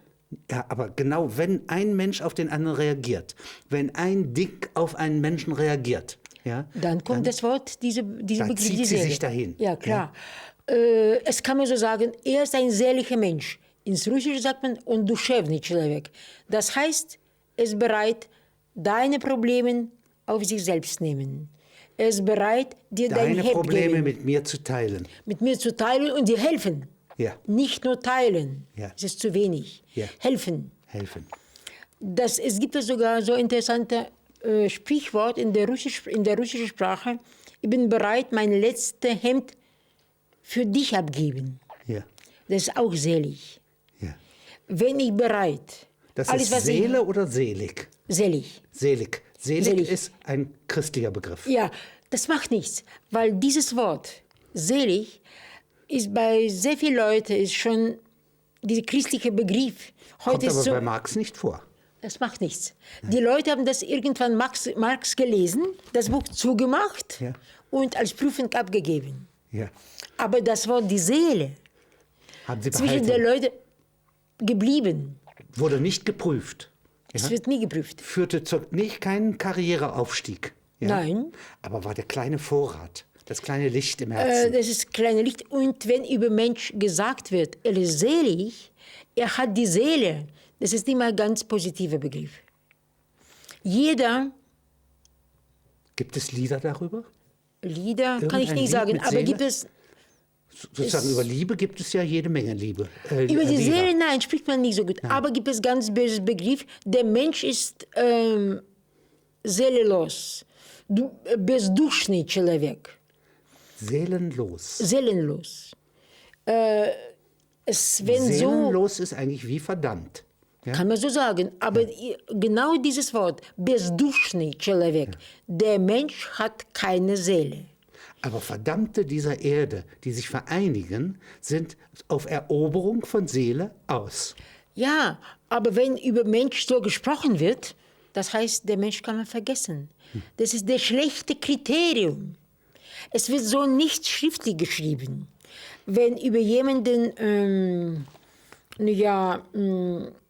ein Brief geschrieben wird, privat kann man das sagen, aber wenn das ein offizieller Brief wäre, das Wort schreibt wird nie normalerweise. Ich habe das nie gelesen. Also in Parteireden, ja, in Programmen, in der Verfassung so, kommt die Seele nicht vor. Also wenn man sagt, die menschliche Seele ist unteilbar, ja, das wäre eigentlich Artikel 1 einer Verfassung. Genau. Aber verstehen Sie... Die Seele des Menschen ist gesellig. Ja, sie ist auch dahingehend unteilbar, dass sie immer mit anderen gemeinsam nur ganz entsteht. Genau. Ja? Die Seele ist kein Robinson, Artikel 3 der Verfassung. Ja, genau. Das ist sehr interessant. Verstehen Sie, die Seele, du kannst sie nicht anfassen. Aber fliegt sie? Hat sie Flügel? Nicht. Ob sie Flügel hat? Ist sie der Atem? Sie kann atmen. Ja, sie kann atmen und sie ist der Atem. Sie ist atmen. Und außerdem, wenn ich die Seele habe, ich muss das jemandem zeigen. Die Seele, ich kann nicht allein als Robinson wohnen und mit meiner Seele so sein. Das geht nicht. Weil die Seele ist das, was nicht fassbar ist. Aber ich kenne zum Beispiel Er war so selig mit der Ehemann. Er war so selig. Er war seelenfroh. Er war seelenfroh. Er war bereit, seine Seele herzugeben, zu schenken. Zu schenken und das letzte Hemd abgeben. Hier. Wenn das gesagt wird über das letzte Hemd, das wahrscheinlich klingt zu praktisch. Also sehr materialisch. Aber wahrscheinlich, weil die Seele nicht fassbar ist. Aber man kann auch die Seele einer Maschine sagen. Ja? Nein. Das gibt es doch. Na ja, aber die Seele der Börse kann man nicht sagen. Nein. Nein. Gibt es eine Ökonomie der Seele? Nein. Eine politische Ökonomie der Seele? Nein. Ja. Aber wenn ein Thema der politischen Ökonomie wäre es, wenn die Seele irgendwie abhanden kommt. Dann muss man so sagen, die Leute, welche Politik schreiben oder welche Politik machen, arbeiten mit den Gedanken und mit der Seele über die Leute, für welche sie die Politik machen. Denn nicht nur die 5 Sinne, wenn Sie es mal ins Russische wieder übersetzen, denn nicht nur die 5 Sinne. Не только эти 5 основных смыслов, основных чувств. Das ist Nase, Auge, Ohr, Haut. Это нос, глаза, кожа. La peau, die Haut. Кожа, ja, Kojа. Skin. Koja. Koja. Das ist Haut. Haut. Das ist Haut. Haut, ja. Koja. Eine sehr intelligente, ja. Das ist, weil interessant war dieses Wort Haut. Koja gibt es für alles. Für Schiffe, für Stiefel, für Mensch. Die Schiffshaut, die menschliche Haut. Ja. Menschliche Haut, das ist menschliche Haut. Ein Vaterland, hat das eine Haut? Nein. Nein. Vaterland hat das Territorium und Gefühl. Ja. Nein, der Tier hat Haut. Tier hat Haut. Tier hat Haut. Die Seelen aller unterdrückten Geschlechter gehen wie ein Sturmwind über Russland hin. Kann man das sagen? Die sind wie ein Wetter. Ja? Denn etwas, was ungerecht behandelt worden ist, stirbt nie. Das ist ganz genau. Ja. Weil Russland sowieso, irgendwann sagt man, die Russen haben eine ganz besondere Seele. Ich habe jetzt nicht so gern diesen Begriff, weil dieser Begriff diese russische Seele ist sehr, sehr... Aber Dostojewski glaubt das? Dostojewski Puschkin sagt das? Alle sagen das. Irgendwann die Ausländer, sogar die Deutschen, machen aus dieser, ich möchte sehr gerne die russische Seele verstehen. Ja. Wo sitzt sie? Ja. Sitzt sie woanders als bei anderen Menschen? Nein. Nein. Einfach, wahrscheinlich, es gibt einige... Mehr Druck, weil die Menschen mehr auseinanderleben in Russland, außer in Moskau. Ja? Nicht? Also außer in den Städten. Ja? Nicht aber sie sind entfernt. Haben Sie mehr Sehnsucht nach dem anderen? Die Leute sind dort bereit, mehr sprechen miteinander. Und außerdem, ich lache jetzt, in Russland jetzt ein ganz neuer Beruf angefangen, die Psychologe.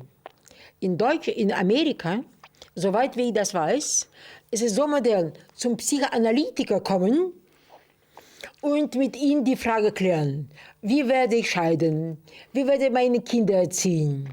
Langsam versucht man diese Art die Seele der Mathematik, diese Art, die Seele zu heilen. Die Mathematik der Seele, die Mathematik der Seele zu verstehen und mit der Seele rechnen zu können. Ja, genau. Aber meiner Meinung nach in Russland, bis jetzt sogar, gibt es so einen interessanten Begriff.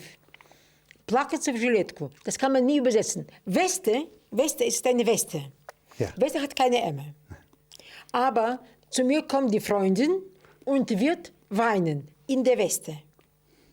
Das heißt, sie hat bei mir geweint, nie geweint. Also sie hat mir alles erzählt und sie hat bei mir gefragt, was mache ich weiter?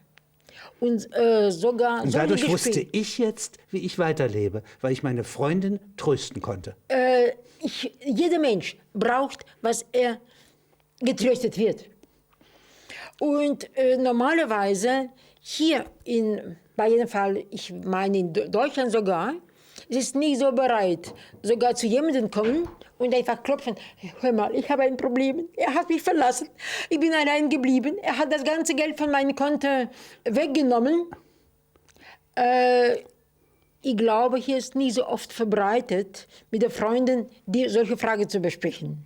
Heute habe ich zum Beispiel den ganzen Morgen mit meiner Freundin gesprochen, was muss man mit ihrem Ehemann machen. Der Mann säuft und so weiter und so weiter. Sie geht nie zum Psychoanalytiker, sie schreibt mir einen Brief und fragt bei mir, ich muss sie trösten, ich muss sie beruhigen und sagen, also, tut mir sehr leid, du musst mit ihnen weiterleben. Du kannst sowieso nicht weggehen. Deine Seele bleibt sowieso, du bist auf ihn verantwortlich. Deine Seele ist auf ihn verantwortlich. Und das ist die Alphabetisierung der Seele. Von Alpha bis Omega, Ja, genau. ja, lernt sie sozusagen verschiedene Stationen der Tröstung. Ja, genau. Ja? Und ist dadurch in ihrer Identität kann sie sich halten. Ja, klar, es bleibt immer so. Ja. Und deshalb ich lache jetzt über diese Möglichkeit der Psychoanalytiker. Das geht nur die Seele. Dieser Begriff kann die Leute irgendwann schützen. Wenn ich ganz genau weiß, was ich zu dir komme und über dich kenne ich, du bist ein seliger Mensch. Ich kann Hoffnung haben, du wirst mir was helfen. Wo liegt die Seele des Geldes? Des Geldes?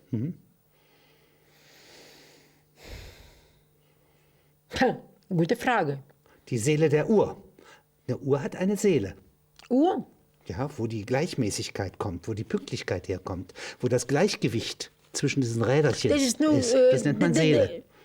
Kann man sein. Ja. Aber dieser Begriff, wahrscheinlich ganz anderes übersetzt man Ja. in der Russprache, das heißt Mechanismus. Mechanismus. Und dann dieses Wort Mechanismus und Seele passen nicht. Nein. Deshalb in der russischen Sprache, dieser Begriff lebt nicht. Seele ist Seele, Uhr ist Uhr, Mechanismus. Der Uhr ist ganz anderes. Der Mensch kann nicht so leben, wie der Mechanismus für ihn takt. Und die Ökonomie, ja, hat die eine Seele? Ökonomie, ja, hat. Weil alle sich Mühe geben, ja? Und die Geselligkeit, die in der Ökonomie steckt, ja, dass die Ökonomie nicht durch einen herstellbar ist. Nein, Nicht? die Ökonomie ist gebaut mit Mit einer Menge von Menschen, die sich Mühe geben. und die Leute geben Mühe. Und diese Mühe wird angeeignet, ungerecht und bleibt trotzdem Mühe. Das ist selbstverständlich. Ja. Es muss so sein. Und so trotz der bösen Absichten, ja, Ja, der ganzen Ökonomie, ja, macht sie Ja. im Einzelnen was Gutes. Sie bringt die Menschen zusammen. Das bringt die Leute zusammen, weil jeder Mensch, welcher wirklich das macht, er macht mit der Seele. Ohne Seele, er kann Gibt er sich nicht mehr leben. Mühe, er wüsste gar nicht, was es ist. Ja, genau. Als Sklave wüsste er nicht, was sich Mühe geben ist. Sklave? Ja, hat er keinen Grund, er hat es nicht gelernt. Sklave hat gelernt, nur sich selbst zu schützen, auf der Erde leben. Und das steht alles bei Marx. In Das anderen ist- Worten. In einem Wort wahrscheinlich. Und gelegentlich, wo Arbeitskraft steht bei Marx, müsste man lesen Seelentätigkeit. Tätigkeit der menschlichen Wesenskräfte. Wahrscheinlich. Was heißt menschliche Wesenskräfte auf Russisch? Человеческие душевные силы. Человеческие душевные. Mensch ist человек, Seele, душа, Kraft, сила. Человек сделал это с душевной силой. Also Он приложил... Wesen und Seele wäre dasselbe Wort. Ja, genau. Genau.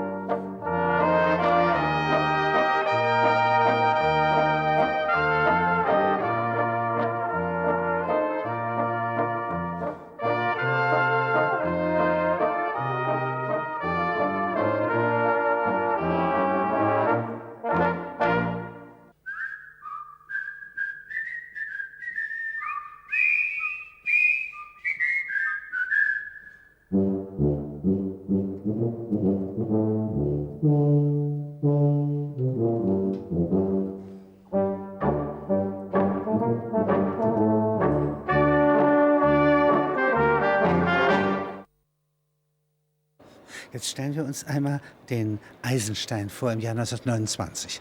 Ja? Also ein energiegeladener Mann, ja? Durchaus unter Aufsicht einer Zensur. Ja? Aber sozusagen mit einem Thymos, ja? Nicht bewaffnet. Und er will jetzt das Kapital, und zwar das erste Buch, ja? Nicht verfilmen. Und ein Jahr, nachdem er da seine Notizen gemacht hat, besucht er James Joyce ja, am 29. November 1929, also nach der Wirtschaftskatastrophe in Paris. Der Mann ist blind, wie Homer. Ja, was werden die beiden beredet haben? Ja, das Problem ist, glaube ich, dass Eisensteins Filme und Joyces Literatur sehr viel mehr miteinander bereden konnten als die beiden Leute. Also da würde ich sozusagen als Marxist wieder sagen, der Stand des Materials ist interessanter als die Diskussion der Subjekte. Ich glaube, dass Eisenstein mit Dickens sehr viel hätte reden können über die Verfilmung des Kapitals.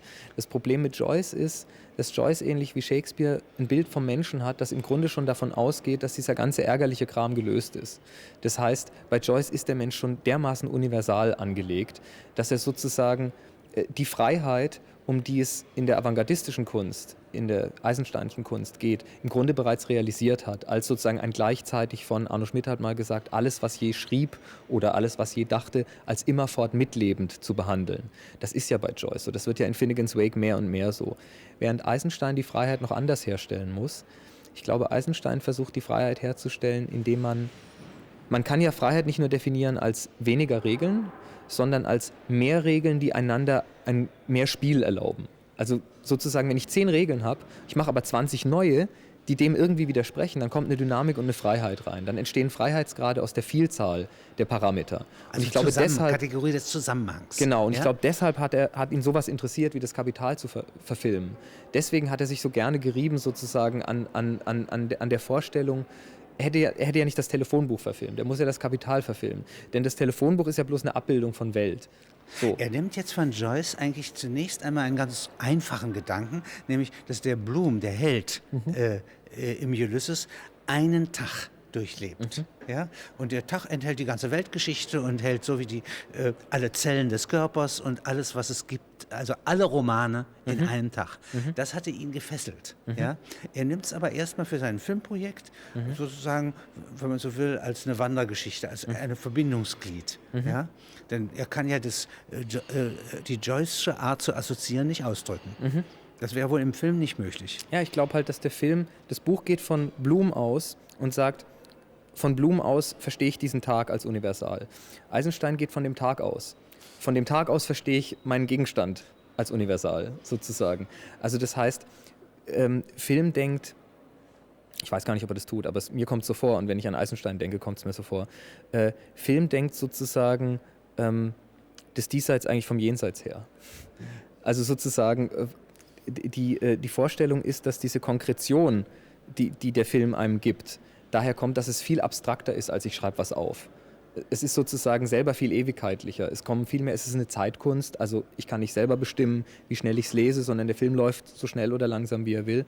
Was Eisenstein vorschwebte bei diesem Kapital-Verfilmung war ein Kommentarwerk, ein Nebeneinander ja, von Wirklichkeiten, die sich aneinander reiben dürfen. Das heißt, er muss eigentlich das, was in der Filmzeit am Anfang ist, am Ende genauso präsent haben. Er müsste eigentlich sozusagen, was wir übrigens im Computer ganz mühelos nebeneinander stellen könnten, ja, genau. Dieses Mittel haben, dass sie mit einem Tipp, ja, genau. so wie auch bei der Benutzung einer DVD, ja, genau, ein Hypertext überall einfach. hinkommen. Ein Hypertext, der aber sozusagen ein filmischer kugelförmige Hypertext wäre. Dramaturgie.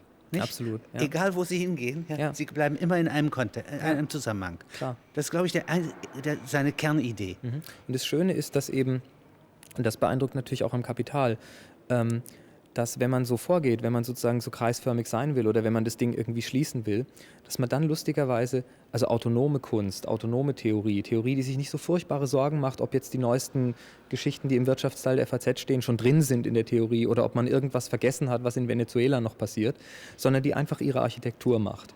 So wie ein Film, der einfach seine Architektur macht. Oft viel realistischer wird am Ende als diese blöde Recherchiererei. Warum? Weil die Welt ja auch so ist. So, dass also ein Attraktor ja, nicht, genau. Da durchzieht und wenn der Interesse geladen ist, wenn der subjektiv stark ist, ja, dann zieht er das Wesentliche an und lässt das Übrige liegen. Absolut. Und diese Art von Durchzug. Ja, von Sog, von Strudel.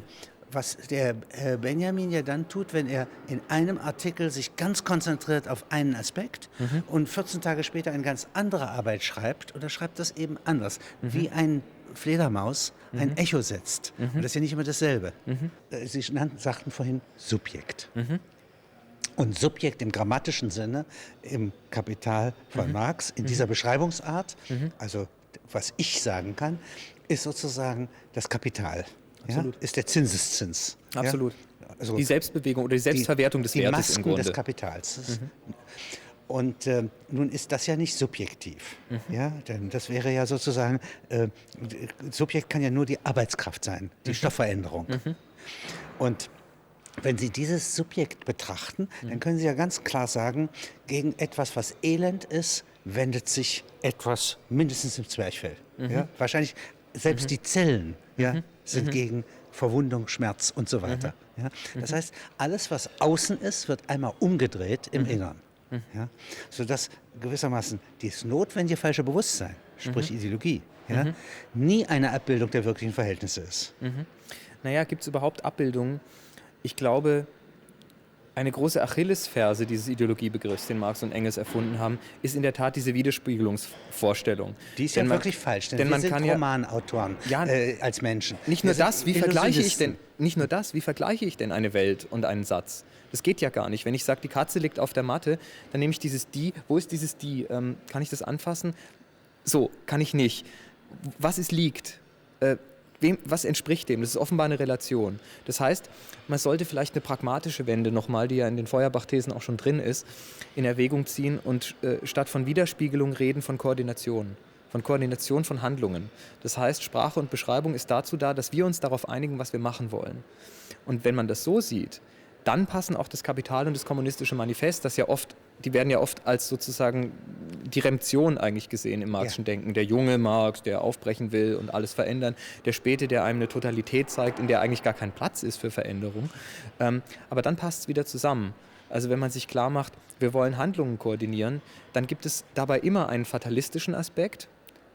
Die Dinge sind so, wie sie sind, und einen aufbrechenden Aspekt. Und die braucht man sogar beide. Also man muss sagen können, das ist Mist. Man muss, wie Sie sagen, die Zellen müssen rebellieren. Es muss ein Unrechtsempfinden geben, um das dann zurücknehmen zu können, im zweiten Schritt in sozusagen das Stoische, die Bestandsaufnahme. Woher kommt das Unrecht? Und dann wieder den dritten Schritt zu machen. Und deshalb wollen wir es abschaffen, sozusagen. Also statt Widerspiegelung tatsächlich zu reden von Handlungskoordination, von eben, was das Wort Manifest ja auch sagt, sozusagen. Und wenn Sie mal das Wort modern, Sie nannten es vorhin, und was Sie da als neue Sachlichkeit zitieren oder an Bewegung der Ende der 20er Jahre, wenn Sie mal dieses Wort modern mir analysieren. Nach seinen verschiedenen Analysieren Aspekten. kann ich es nicht, ich kann nur synthetisch damit umgehen. Das Sie sind ja 38 Jahre alt, glaube ich. So ist es. Und ich habe einen absolut normativen, modernen Begriff. Also ich habe gar keinen, der irgendwie jetzt versucht, mir lauter Dinge anzugucken, einzusammeln. Das gilt alles als modern. Wie kann ich denn davon einen Begriff abziehen, der das alles zusammenfasst? Sondern mein moderner Begriff ist tatsächlich ist eigentlich ein marxistischer. Für Marx ist die Neuzeit, glaube ich, der Moment, ab dem sozusagen ein abstrakter und allgemeiner Reichtum hergestellt ist durch den Kapitalismus, wo man jetzt wirklich die Frage stellen muss, man lebt offenbar nicht mehr von der Hand in den Mund, man hat dieses erweiterte Menü und jetzt kommt es darauf an, was wollen wir. Also sozusagen der Schritt vom Sein zum Sollen ist gar nicht mehr das Thema, sondern plötzlich kommt der Wille, was er Domäne seines Willens, also wie wird die Welt Domäne des Willens der Menschen? Das ist ja auch der Kern des Entfremdungsbegriffs bei ihm, anders als bei Hegel. Wenn er sagt, das ist nicht meins, die Arbeit, die ich mache, also er beschwert sich ja nicht darüber, das böse Fließband oder so, sondern er beschwert sich darüber, dass die Menschen irgendeinen Schwachsinn machen, der eben nicht die Domäne ihres Willens ist. Dass sie neben der Produktion stehen, wie als seien sie Zuschauer ihres eigenen Lebens. Anhängsel einfach. Das Anhängsel ist ihres eigenen Lebens, werden geschleift. Genau. Und Moderne ist für mich die Zeit, in der es plötzlich eine Rolle spielt, was will ich denn eigentlich? So. Und deswegen kann da dann so ein Nietzsche auftreten, deswegen kann da aber auch so ein Rousseau auftreten. Also deswegen können alle möglichen Leute plötzlich Modelle entwickeln, die mit einer unglaublichen, auch autoritären Dynamik sozusagen fordern, das muss gemacht werden. So dass eigentlich die Moderne Industrialisierung sozusagen Ackerbau in einem zweiten Natur ist, also in einem anderen Aggregatzustand. Genau, deswegen mag ich das Hammer- und Sichel-Ding so. Das war ja gar nicht so intelligent gedacht. Das war ja einfach der Versuch, diesen Kompromiss, den man machen musste mit der ganzen Bauernschaft, irgendwie zu einem Symbol zu erheben, das so ein bisschen wie das Kruzifix das Ding zusammenfasst. Aber schön ist es deswegen, weil genau wie Sie gerade gesagt haben, da zwei Dinge drin sind. Die Sichel ist, ich habe einen Stoffwechsel mit der Natur. Ich muss ernten, ich muss säen, ich muss diesen ganzen Mist machen, weil ich ein Lebewesen bin und deswegen so eine defizitäre Homöostase mit der Umwelt habe. Der Hammer aber ist, dass ich die Produkte meiner Arbeit, das, was ich im Stoffwechsel mit der Natur ihrerseits zum Gegenstand der Bearbeitung machen kann. Ich kann über Arbeit arbeiten. Ich kann die Ergebnisse von Arbeit anfangen zu bearbeiten, als wären sie mir als Natur zugefallen. Und das ist jetzt das geheime Buch, was zwischen den Zeilen bei Marx steht, ja? Die politische Ökonomie der Arbeitskraft. Absolut. Das sind sozusagen Gesellschaften, manchmal sind sie im Zweistromland mehrere tausend Jahre lang tätig, ja? Manchmal sind sie wie in Europa, ja? Kurzlebig, und in 400 Jahren entsteht schon sehr viel. Heute vielleicht in 40 Jahren. Und dies sind Fabriken.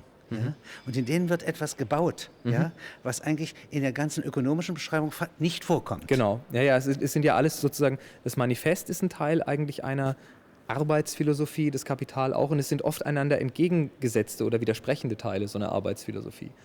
Und ich muss immer an die Mormonen denken. Die Mormonen begründen das immer so, warum muss es das Buch Mormon geben? Warum muss es zur christlichen Bibel noch ein Buch geben? Und dann sagen sie, okay, das Wort Gottes ist eine Schrift auf einem Tisch, da liegt ein Buch auf einem Tisch, rechteckig, und da ist ein Nagel drin. Das ist sozusagen die Bibel. Und das Problem ist, jetzt kann man das in alle Richtungen drehen, um diesen Nagel herum.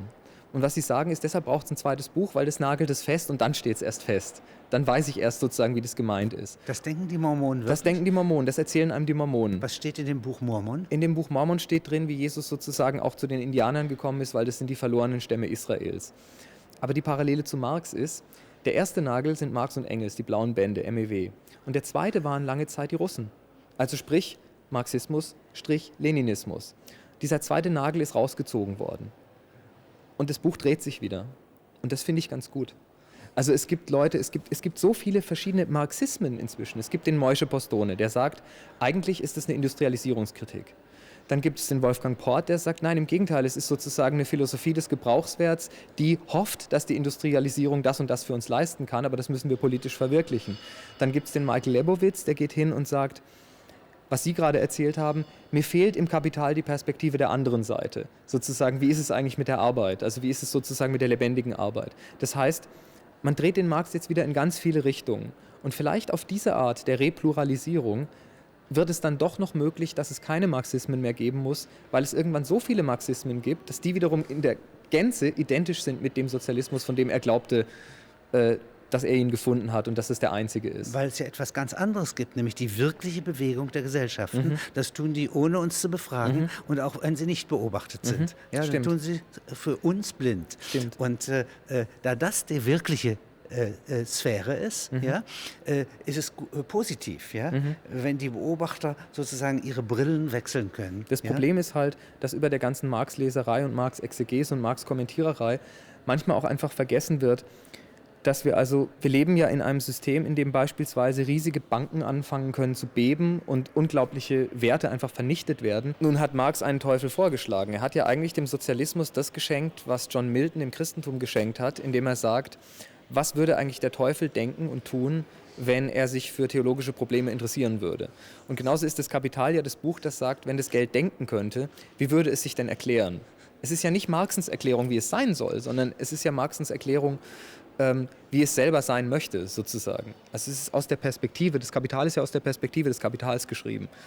Und was niemand so richtig gemacht hat und wo ich manchmal denke, vielleicht hätte einer wie Benjamin das irgendwann gemacht, ist das Kapital nochmal schreiben aus der Perspektive der Produktivkräfte. Stichwort Marx, antike Ideologie.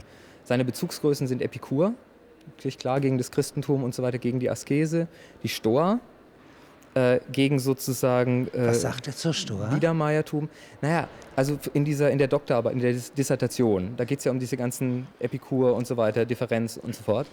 Und wenn ich ihn richtig verstehe, zur Stoa äußert er sich nie systematisch, aber sie kommt immer dann vor, wenn der Begriff der Haltung in der Nähe ist. Ja. Ihm gefällt diese Haltung. Also das ist, glaube ich, derjenige unerschütterliche Ruhe. Absolut. Beobachtende Haltung. Ja, genau. Ja. Und das ist, glaube ich, die Haltung, die es Marx erlaubt, solche Sätze zu schreiben und Engels auch. Im Manifest der Kommunistischen Partei gibt es ja die Stelle, das endet jedes Mal mit dem Sieg der einen Klasse über die andere oder, und da kommt der Stoiker und da ist der Hegel weg, oder mit dem gemeinsamen Untergang der kämpfenden Klassen. Also das ist bei ihm, das kommt vor. Es ist nicht die Unausweichlichkeit des Sozialismus oder so, sondern es kommt schon vor, es kann auch alles einfach nichts werden.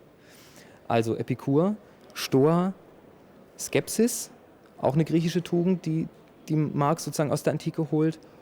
Und der letzte Punkt, Sophistik. Er hat keine Angst davor, der Sophistik geziehen zu werden, sondern er sagt, lieber sozusagen ein bisschen sophistischer werden, lieber sich in ein Argument verrennen und dann in den Manuskripten sagen, aber lassen wir den ganzen Quatsch wieder. Ich habe jetzt mal 4 Seiten gerechnet, aber es führt irgendwo nur hin. Also sozusagen... Wie ein Anwalt. Genau, wie ein Anwalt, der einfach diesem Ding mal nachgeht und sozusagen keine Angst hat, sich im Grunde selber ins Kreuzverhör zu nehmen. Wie ein Sophist eben, so. Aber nicht als pejorativ, als was Böses, sondern er sieht sozusagen in der Sophistik im Grunde eine mächtige Waffe auch der Aufklärung. Also in der Fähigkeit, er nennt es dann Dialektik, aber in der Fähigkeit sozusagen die Dinge 3 und 4 und 5 Mal umzudrehen. Und das heißt, sodass man ich kann also dem Gedanken, solange er in Bewegung ist, absolut, solange er sich als rebellischer Vogel verhält, kann man vertrauen. Absolut. Ja? Und das ist der Prometheus. Fliegt, kann man nicht mal planen. Genau, ja? Und das ist der Prometheus-Bezug. Er sagt ja, der wichtigste Heilige im philosophischen Kalender ist Prometheus. Und ich glaube, dass eben der antike Bezug sozusagen bei Marx genau dazu dient, das Erstarren eigentlich des Hegel, den er schätzt, also seines Linkshegelianismus, in Ideologie zu verhindern. Also das heißt, da wo Marx antikisierend wird, versucht er über das Stillstellen rauszukommen. Also einen Punkt außerhalb des unmittelbaren Geschehens anzuwählen. Genau. Nicht? Und den nennt er Vergangenheit und nennt ihn Antike, aber natürlich ist es Zukunft. Und das macht jetzt Rosa Luxemburg und ihr Kreis, wenn sie Spartacus herbeizitieren. Absolut, genau. Man muss den Mehrheiten folgen, selbst wenn sie irren. Das ist ja der Satz, den sie von Spartacus entnehmen. Ja? Also die Sklavenheere haben die römischen Legionen einen Moment besiegt. Sie ziehen jetzt nach Norden, könnten dort eigentlich ein Jenan oder eine neue Republik gründen. Ja? Und jetzt wollen sie aber nochmal Beute machen und zurück.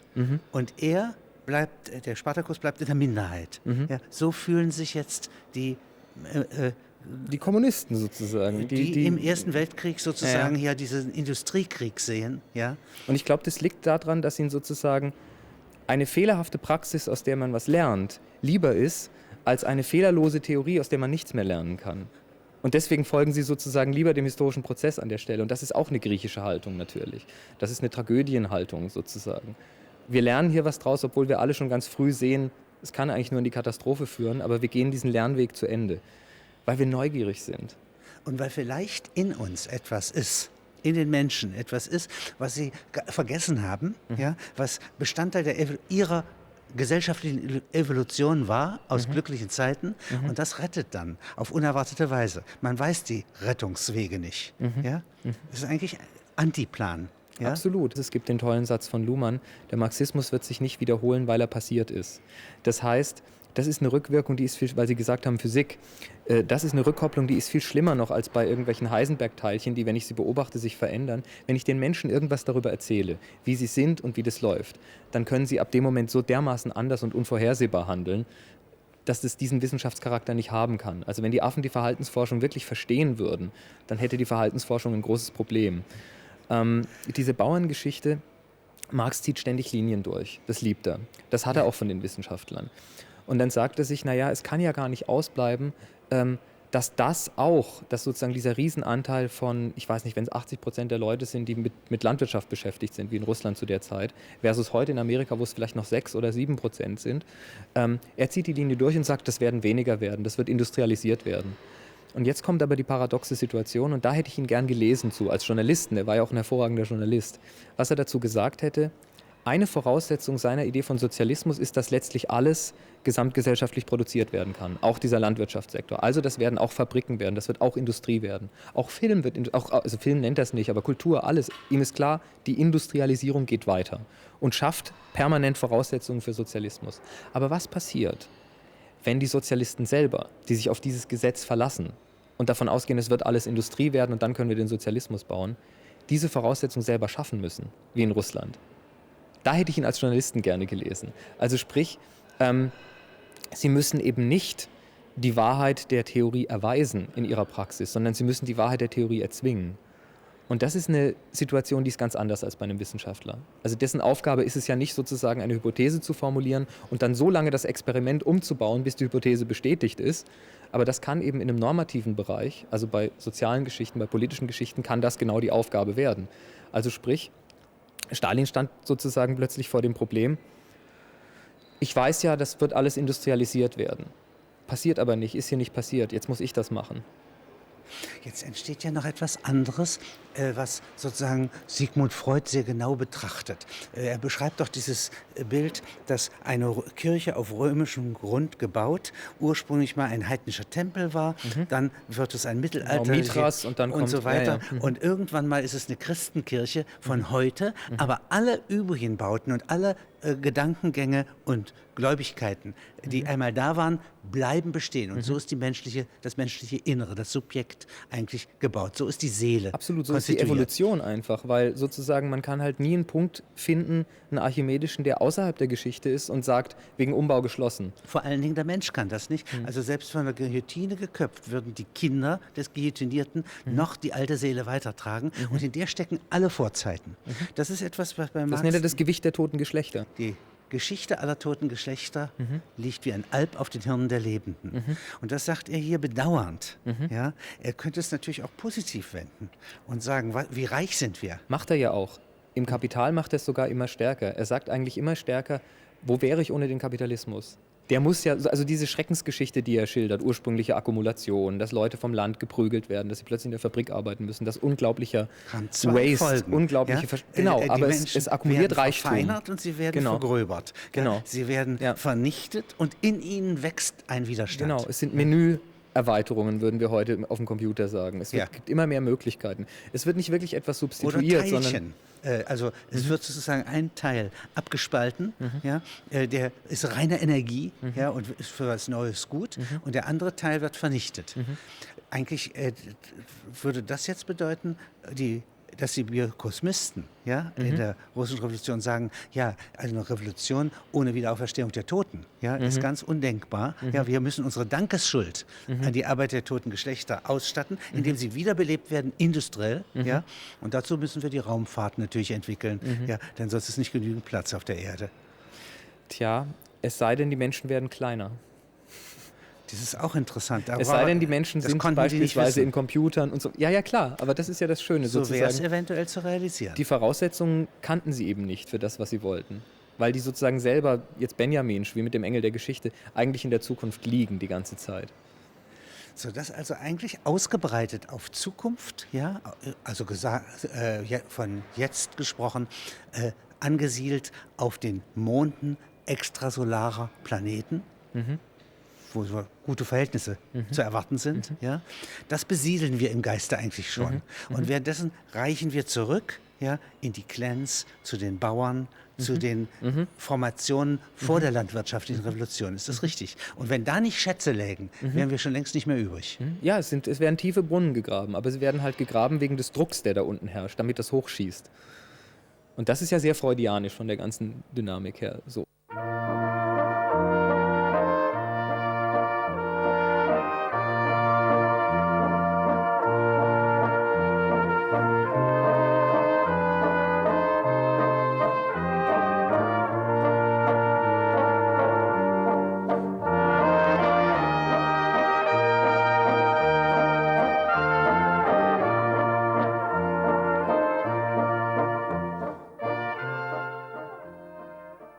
Es gibt diesen Satz von Wallace Stevens, von dem Lyriker, was ist eigentlich Kommunismus? Es ist ein Instrument zur Verbesserung der menschlichen Aufmerksamkeit.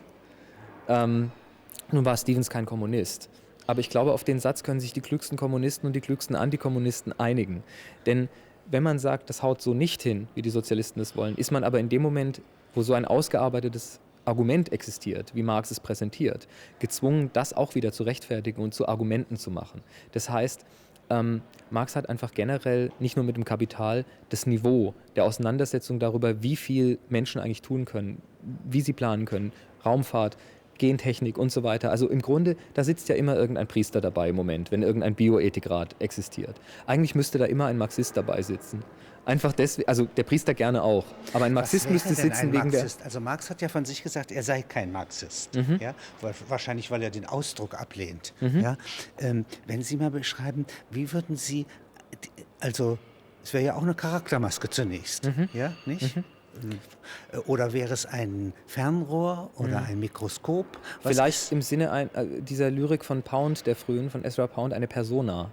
Also sozusagen, man stellt sich ein historisches Stück vor, in dem man spielt. So wie die Franzosen der Französischen Revolution Römer waren. So wie die alle sozusagen von Senat und weiß der Kuckuck was ausgegangen sind. So hat die Aufklärung einen Typus hervorgebracht. Ja? Den nennt man anschließend Marxist.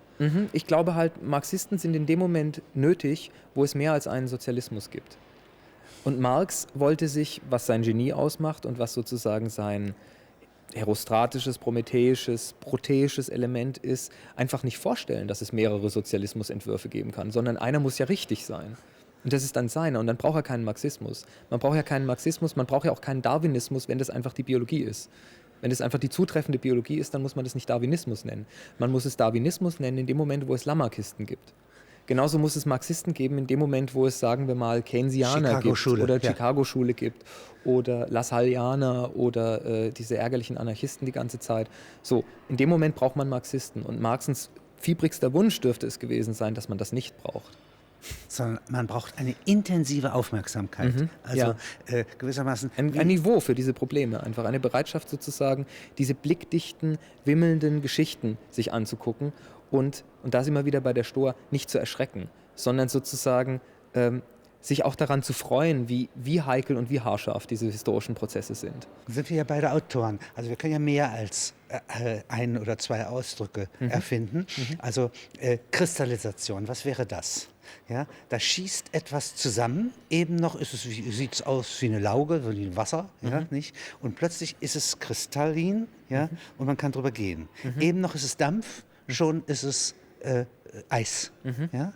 Oder eben bei Marx die Geschichte, alles was solide ist, sozusagen schmilzt in die Luft rein. Das ist das, was das Kapital macht, diese totale Verflüssigung. Ja. Und Verflüssigung und Verdampfung. Das ist ein Ausdruck in der Protestbewegung, ja? Nicht? Die Dinge wieder flüssig machen, die versteinerten Dinge in ihre Musik, eigene Musik vorspielen, um sie zum Tanzen zu bringen. Das sind alles Bilder, ja, die diesen Unterschied der Aggregatzustände ins Auge fassen. Konstellationen, was anderes noch. Ja? Das wären so wie die Sternbilder. Ja? Die sind ja durch Gravitation, die Sternbilder nicht. Aber Planetensysteme werden zum Beispiel, oder Milchstraßen, durch Gravitation zusammengehalten. Ja gut, und dann gibt es Gravitationslinsen. Es gibt ja in der allgemeinen Relativitätstheorie diese Idee, wenn eine Masse da ist, dann krümmt die Raumzeit selber. Das heißt, eine Lichtbahn von einem Gestirn, was neben einem sehr massereichen Ding ist, erreicht mich so, dass ich das woanders lokalisiere, wo es gar nicht ist. Und man könnte sich ja die Frage stellen, ob die Sowjetunion sowas gewesen ist. Das heißt, ob sozusagen die Vorstellung davon, wo wir eigentlich gerade sind, die Marx noch gehabt hat, verzerrt wurde 70 Jahre lang, dadurch, dass sozusagen normativ jemand reingegrätscht ist und gesagt hat, wir wollen aber jetzt schon das haben, was sozusagen als Prozess da erst geschildert wird. Das Kapital bringt seine eigene Aufhebung hervor, ist zwar noch nicht so weit, aber wir sehen den Stern schon da auf der Seite, wo er noch gar nicht ist. Das war dann gar kein Sozialismus, sondern war ein Vehikel, ja, um aus einem nicht industrialisierten Land, ja, eine Industrienation zu machen. Das ist die These von der nachholenden Modernisierung, wobei ich sagen würde, alle Modernisierungen sind nachholend, denn sie holen sozusagen sozial und politisch nach, was in den Köpfen schon da ist, wenn sie die Dampfmaschine sehen. Das heißt, irgendjemand betreibt es ja. Also ich würde doch einen Unterschied machen wollen zwischen dem Versuch, sozusagen zügig zu gehen, das wäre die Industrialisierung, und dabei auch über Leichen zu gehen, und dem Versuch zu springen. Das ist der russische Versuch. Und ich würde mir persönlich, wenn auch mit einem Stoikerauge, das nicht nehmen lassen wollen, dass man sagt, ein Sprung ist an sich vielleicht was Ehrenhafteres als ein Marschschritt.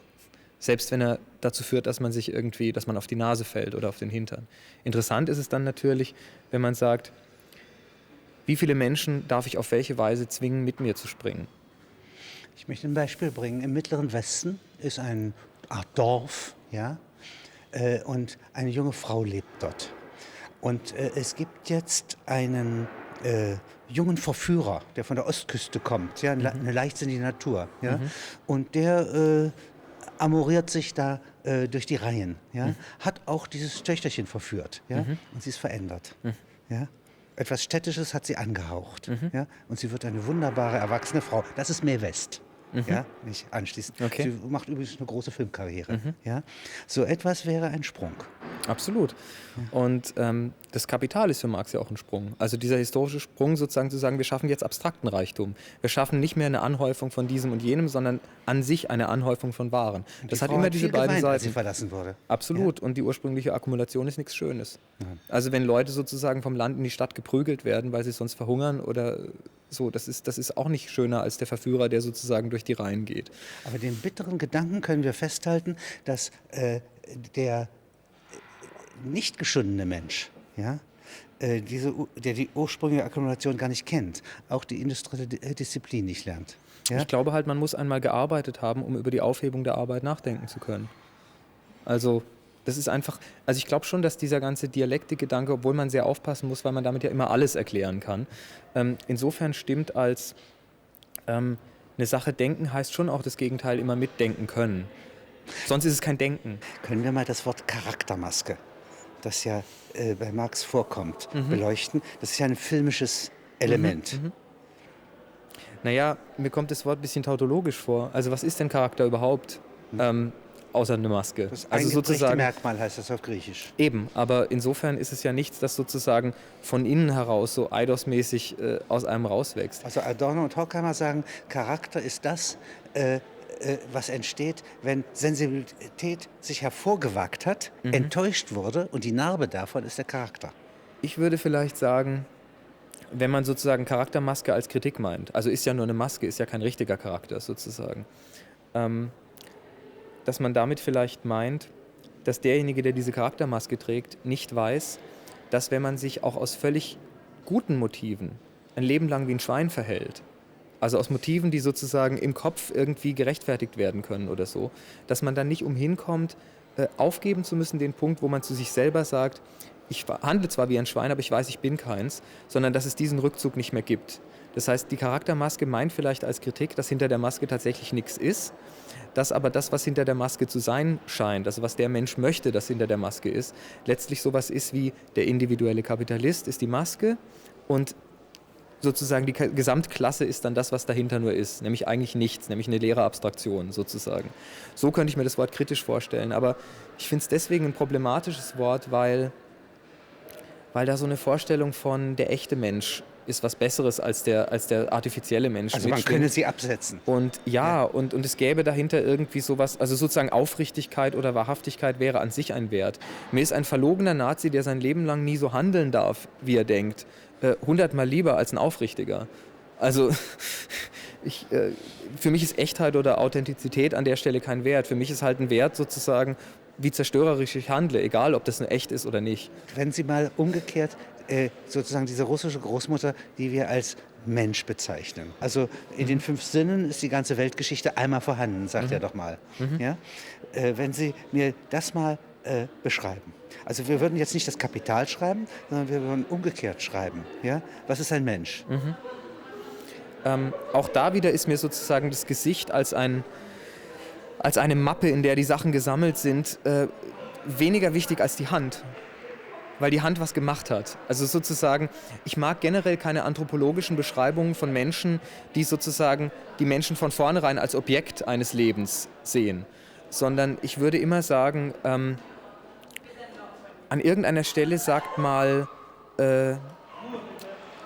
Spengler, was er an der Linken so hasst, nämlich Hass auf das Schicksal. So, finde ich absolut einen positiven Wert, finde ich absolut hervorragend. Hass auf das Schicksal kann ich mir sofort antun. So, ist für mich identisch mit Unrechtsempfinden. Und sozusagen die Verklärung des Schicksals in Gestalt dieses russischen Muschiks oder dieser alten Frau, die wir da haben, finde ich höchst problematisch. Was ich nicht höchst problematisch, sondern dann tatsächlich heroisch fände, wäre, wenn man eben die Geschichte fände von, also das Bild sozusagen, dieses suggestive Bild, da ist ein Mensch und da sind die Furchen drin und so weiter, das das gefällt mir nicht, weil es sozusagen auf so eine üble Art suggestiv eben ist. Was mir gefallen würde, ist, wenn die Frau anfängt zu erzählen. Und dann haben wir den Menschen versteckt vor der Geheimpolizei und dann haben wir dies gemacht und dann habe ich, weil das ist sozusagen, da gibt sie nicht nur Geschichte, sondern Gründe. Und in dem Moment wird sie Subjekt, wo sie Gründe setzt für das, was sie erlebt hat und was sie getan hat. Und das interessiert mich 100-mal mehr als ein zerfürchtes Gesicht oder irgendein, so. Also was vielleicht der Romancier ist bei mir. Ja. Also dass mich Geschichten einfach mehr interessieren als Fotos. Man kann sich gegenseitig in Übereinkunft zu Objekten machen. Also natürlich ist es fantastisch, wenn man irgendwie, weiß nicht, sexuelle Geschichten, da geht es gar nicht ohne einen gewissen Objektstatus. So, also natürlich ist es so, dass ich da jemanden nutze. Genauso wie ich jemanden nutze, wenn er mir Wasser holt oder irgendwas. Ja. Die Frage ist nur immer, konkretisieren. Ja, also, die Frage ist nur immer, wie vertragsförmig ist es? Ja. Also in dem Moment, wo sozusagen der andere Mensch in einen Tausch mit mir eintritt, das ist ja das Ideal des gerechten Tauschs, was hinter der Kritik an dem ungerechten Tausch im Kapital immer steckt. Da steckt ja normativ dahinter, es müsste eigentlich möglich sein, gerecht zu tauschen. Es müsste eigentlich möglich sein, sich so zu koordinieren, dass zwar Arbeitsteilung existiert, aber nicht Hierarchie. Also Marxens ganzes Ideal von Arbeit ist ja im Grunde das, zu sagen, können wir nicht die Vorteile der Arbeitsteilung, nämlich dass so viel mehr Reichtum dadurch entsteht, dass sozusagen eine solche Fülle von Welt dadurch möglich ist, dass so viele Menüoptionen da sind, können wir das nicht reinigen von den Schlacken, die historisch sind für ihn, des Hierarchischen. Also dass Arbeitsteilung zunächst mal entsteht, weil der Dorfhäuptling sagt, du machst das, du machst jenes und du bist der Lahmste, du bist der Schamane. So, sondern dass man sich darauf irgendwie einigen könnte oder dass man sagt, na dann bin ich nicht mein ganzes Leben der Schamane, sondern so lange, wie ich dazu Lust habe oder so. Und das Vorbild dafür sind für mich Liebesbeziehungen. Also für diese gerechte Form von Tausch. Und bei den Liebesbeziehungen entsteht noch etwas Zauberhaftes, nämlich, dass außer, dass das entweder gerecht oder ungerecht funktioniert, ja, etwas entsteht, was vorher nicht da war, ohne dass etwas geopfert werden muss. Ja? Also, ich weiß nicht, ob nichts geopfert wird. Ich glaube, es muss immer was verbrannt werden, um irgendwo Energie herzustellen. Lebenszeit. Aber eigentlich ist die Lebenszeit auch wertvoller dadurch. Ja? Klar, nicht? Veredelt, wie man in der Landwirtschaft sagen würde. Es ist ja so, wenn ich jemanden anders liebe, ja, und jetzt wir austauschen, dann ist das doch sozusagen für beide zunächst mal mehr. Mehr Präsenz, mehr Gegenwart, ja, mehr Gegenständlichkeit. Mehr der jeweilige selbst. Und das kann nicht mal zurückgenommen werden. Und wenn ich mir jetzt das vorstelle, es gibt es ja einmal sozusagen aufgrund der Technik des blitzartigen sich Verliebens, ja. Und dann gibt es auch noch, dass Menschen ein Leben lang miteinander verbringen, gar nicht wissen, dass sie einander lieben und am Ende merken sie es. Das wäre die französische Ehe.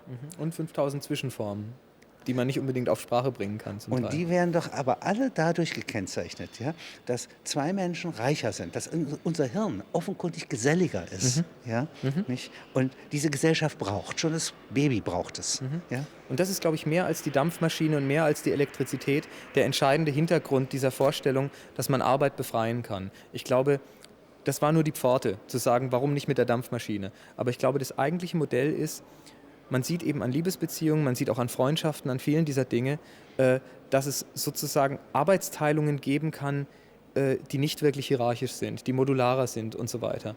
Und das ist dieses aufgelöste Rätsel der Geschichte sozusagen, was er Kommunismus nennt. Und da haben wir kaum Ausdrücke für. Wenn wir sagen spielerisch, ja, dann hat das etwas, was Freud bemerkt, ja, das Spiel ja nicht im Gegensatz zu Ernst, es ist ja nicht unernst, ja. Das ist ja ganz hingebend. Ja?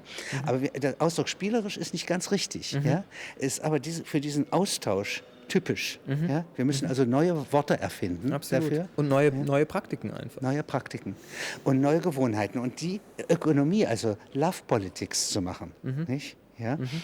Würde den Begriff des Politischen ändern, würde die Ökonomie ändern, ja? Obwohl eine Ökonomie vorliegt. Können wir das mal ein bisschen durchmachen? Wir haben jetzt einen Arbeitszeitmesser. Ja? Und der kommt in das Schlafzimmer eines Paares und sagt, ihr könnt das alles schneller machen. Ja? Nicht? Ich kann Ihnen 7 Tricks zeigen. Ja? Und der Orgasmus ist ohne jeden Umstand herzustellen. Allerdings nicht wiederholbar, das muss ich warnen. Ja? Das ist genau die Kritik am Profitmotiv. Wenn das Motiv der Produktion der Profit ist. Wenn also der Mehrwert nicht eine Belohnung ist dafür, dass man gut produziert hat, sondern der Sinn des Arbeitens überhaupt wird, dann kommt genau so eine Scheiße dabei raus. Und das ist genau sozusagen die Kritik an dieser Art von Effektivität. Also Marxens Kritik daran, dass diese Art von Rationalisierung selber irrational ist, weil ihr Motiv kein rationales Motiv ist. Norman Mailer sagt irgendwo sehr schön, Liebe ist kein Ziel, das ist eine Belohnung. So, also man kann sich nicht hinsetzen und sagen, ich mache das jetzt, um die maximale Liebe dabei zu bekommen. Das ist hirnrissig. So. Und genauso kann man nicht produzieren, um zu sagen, ich produziere den maximalen Mehrwert, der mir aber nur dazu dient, ihn dadurch zu realisieren, dass er sich wiederverwertet und noch mehr wird. Was soll denn das? Wie ging eigentlich gestapelte Liebe? Ginge das überhaupt? Verschachtelte finde ich besser. Verschachtelte, ja? Verborgene. Wie kann Also man gestapelte Liebe ist sozusagen parataktische Liebe. Komma und dann die Luzi, Komma und dann die so. Und das ist mir auch wieder sozusagen nicht kristallförmig genug. Ich finde Hypotaxen schöner. Also, nachdem ich den getroffen habe, der mich daran erinnert hat, dass ich von jenem gelernt habe, dass ich der bin, der ich eigentlich sein möchte, aber nicht immer sein kann, habe ich bei diesem Menschen gelernt, dass es noch andere Formen gibt, der zu sein, der wiederum zu dem Menschen passt, den ich noch gar nicht kenne und so weiter. Also nicht stapeln, sondern schachteln. Das ist aber sehr schön, weil das die Aufbewahrungsform ist, ja, in der etwas bleibt. Es ist haltbarer. Nicht? Es ist haltbarer als das Anhäufen. Während sonst Stapeln von Liebe ja zum Zerfall führt. Ja, und vor allen Dingen sozusagen jedes nächste Ding, das davor einfach nur verneint, anstatt sozusagen damit in den Austausch zu treten. Interessant, dass so wie man darauf geht, auf diese stärkste subjektive Beziehungsarbeit, ja, nicht, sofort eigentlich einem klar wird, ja, nicht, was die Glückssuche, die uns innewohnt, die uns eingebaut ist, ja, worauf die hinaus will. Ja? Weil das die Schnittstelle ist des Reichs der Notwendigkeit, wie Engels sagt, und des Reichs der Freiheit. Denn eigentlich ist es ja sozusagen die unterste Schublade. Liebe ist zunächst mal, wenn man sich das anguckt, genetisch ist es halt eine Belohnung, also diese Glücksgefühle, eine Belohnung dafür, dass ich mich reproduziere. Die Natur setzt es als Prämie aus, weil niemand hat ja Sex, kein Hund, niemand, um sich fortzupflanzen. Die können ja nicht denken in dem Sinne. Es ist ja nicht sozusagen, wir machen das jetzt, sondern wir machen, weil es uns Lust bereitet. Und das tut es, damit sozusagen dieses genetische Programm erfüllt werde. Also einerseits roheste Notwendigkeit. Andererseits ist das der Punkt, wo dann die Freiheit reinkommt beim Menschen. Weil es sozusagen über den Kopf läuft und weil man sozusagen darüber nachdenken kann ich das nicht von der Fortpflanzung abkoppeln, was aber nicht heißt, ich mache es jetzt gar nicht mehr zur Fortpflanzung, sondern plötzlich haben wir wieder das mit dem modernen Begriff, plötzlich wird es eine Willensfrage. Machen wir das jetzt, weil wir ein Kind wollen? Machen wir das, weil wir uns trösten wollen? Machen wir das, weil wir uns lieben? Machen wir das aus 1000 Gründen, die es gibt? Sozusagen riesige Menüerweiterung an der Stelle. Also Notwendigkeit von Freiheit abgekoppelt. Daran, nämlich sozusagen, ich kann ja nicht bestimmen, ob ich liebe. Richtig. Also wenn zum Beispiel die Isolde ihr Schwert hebt, ja, und den Verwundeten, der ihren Verlobten gemordet hat, ja, erstechen will, und in dem Moment blitzt die Liebe in ihr Auge, und sie kann sich von diesen Menschen nicht mehr trennen. Ja? Das ist ja stärker als jeder Liebestrank. Die kriegen übrigens keine Kinder. Ich glaube aber, dass die Welt nicht so ist wie bei Wagner. Ich glaube, sie ist viel interessanter, sie ist so wie bei Shakespeare. Sie ist bei Shakespeare, ja. Also sie ist viel lustiger, sozusagen. Ja. Also wenn Sie mir mal eine Liebesszene bei Shakespeare beschreiben. Das ist mir zu intim, Liebesszenen bei Shakespeare zu beschreiben. Ich könnte eigene beschreiben, aber keine bei Shakespeare, das ist zu intim. Dann fangen Sie mal mit einer eigenen an. Marx zuliebe. Marx zuliebe, genau. Okay, also Marx zuliebe eine eigene Liebesgeschichte. Da geht man an einen Arbeitsplatz und lernt jemanden kennen an diesem Arbeitsplatz. Und dieser Arbeitsplatz war von Anfang an nur als Durchgang gedacht. Und man stellt sich das so vor, ich mache das eine bestimmte Menge von Jahren, dann habe ich das akkumuliert, was ich von diesem Arbeitsplatz wollte, und dann gehe ich weg. Und dann lernt man da jemanden kennen und verliebt sich in die Person. Und plötzlich entsteht eine ganz neue Entscheidung, nämlich ich kann hier bleiben und versuchen, aus dieser Zwischenstation eine permanente zu machen, um diese Liebe zu stabilisieren. Oder ich kann hier weggehen, um diese Liebe zu stabilisieren, denn dann kann ich rausfinden, ob diese Liebe nur eine Chance hat, wenn wir an demselben Ort arbeiten, oder ob es stark genug ist, um aus der Ferne zu funktionieren. Das finde ich interessanter als Wagner, das finde ich interessanter als Tristan und Isolde, weil es sozusagen 4 Möglichkeiten sind, statt die 2 bei Wagner, die nämlich sind, was einer will. Ja? Und 5 Winter danach nehmen Sie an, dass Tristan und Isolde nicht gestorben wären. Ja? In der Bretagne, in einem einsamen Burghof, isoliert, was sehnen die sich an den Hof? Ja? Sie würden doch gerne auf ihre Liebe verzichten. Das möchte ich von Eisenstein sehen. Ne parle pas lorsque c'est le soir, trop intimement, à voix basse même. Ne me donne pas surtout ton mouchoir, il renferme trop le parfum que j'aime. Non, tais-toi plutôt, je suis sont chaud. Le feu se teintait, la porte fermée. Je ne t'aime pas. Ne demande rien. Je pleure, je tourne. Je ne t'aime pas. Je ne t'aime pas. Oh, ma bien-aimée. Der sagt ja, mit Geld kann man alles steigern. Ja? Ja. Nicht? Und wenn ich 24 Hengste bezahlen kann und die ziehen meine Kutsche, dann bin ich so stark wie 24 Hengste. Genau. Ja. Ja. Das ist aber eine Liebe überhaupt nicht. Ja? Nicht? Ja, es ist anders. Also wenn ich zum Beispiel begeistert bin, also ich gehe an der Hand meiner Mutter und bin begeistert, ja, und ich bin 7-mal so stark, aber nicht unendlich, nicht 24 Mal. Ja. Nicht? Und ich ziehe sie, sie zieht mich, ja, nicht? Und zusammen sind wir, vereint sind wir stark, ja. Und wenn ich jetzt verliebt bin, ja, ist ja sowas Ähnliches, ja.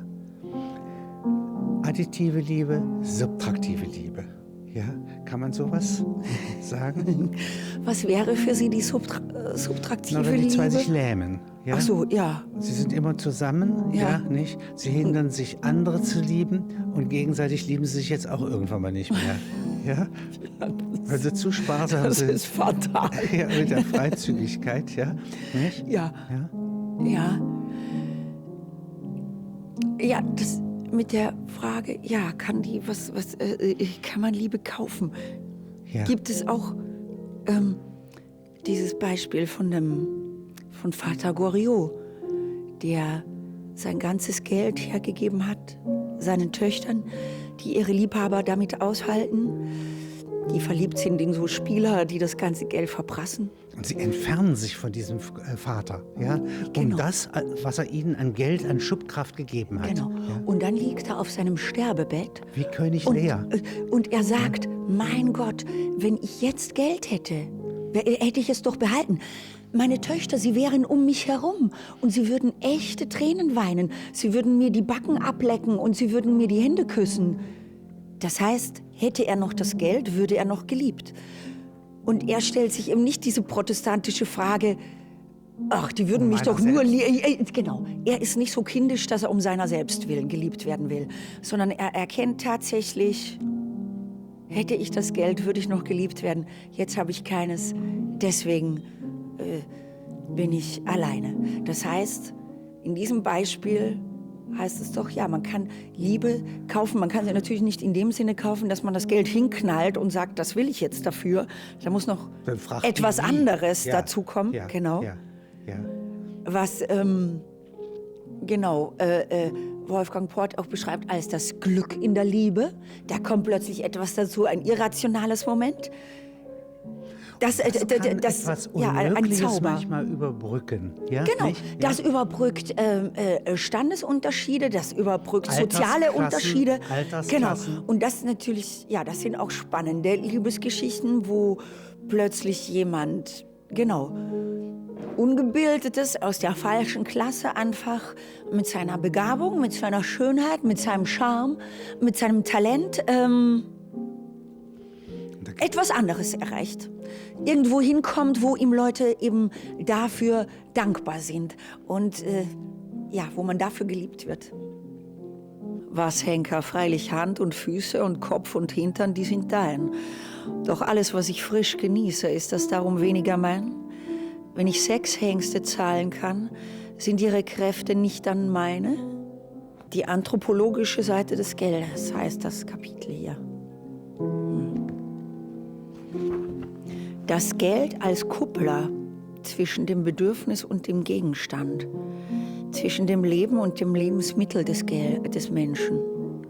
Das Geld als Kuppler. Ja, nun ist das Lebensmittel ist zum Beispiel Zärtlichkeit, ja, Hautkontakt, ja, nicht Identifikation, ja, ich liebe jemand, ja, das ist so ein Lebensmittel.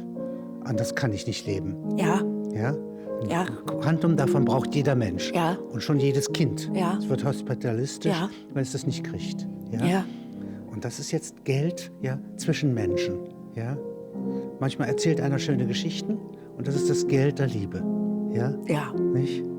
Er sieht gut aus, auch ein Geld der Liebe. Ja? Ja. Er ist geschickt in der Liebe. Ja. Ja. Nicht? Ja. Ja. Jemand, da kann er gar nichts für, hat lange gewartet auf Liebe. Ja? Dann kommt der Stau ihm zugute. Ja? Ja. Dann hat er einen Vorteil. Ja. Ja? Und mancher wird nie geliebt. Auch das kann. Und das ist doch sehr ungerecht und lässt sich allein durch Sozialismus nicht ändern. Nein. Wenn der nie geliebt wurde, ich wurde nie geliebt, das gibt's doch, ja? Ja. Nicht? So Philipp, ja? König Philipp von Spanien, der wird richtig böse, ja? Und hungrig, liebeshungrig, ja? Nicht? Und so. Und da gibt's kein Mittel. Der kann einen Putsch machen, ja? Und kriegt die Liebe trotzdem nicht. Ja. Und er kann es auch nicht, nein, es ist nicht mit einer Klage, mit einer Gerechtigkeitsklage einzufordern. Nein, nein. Dafür gibt es keine Lösung.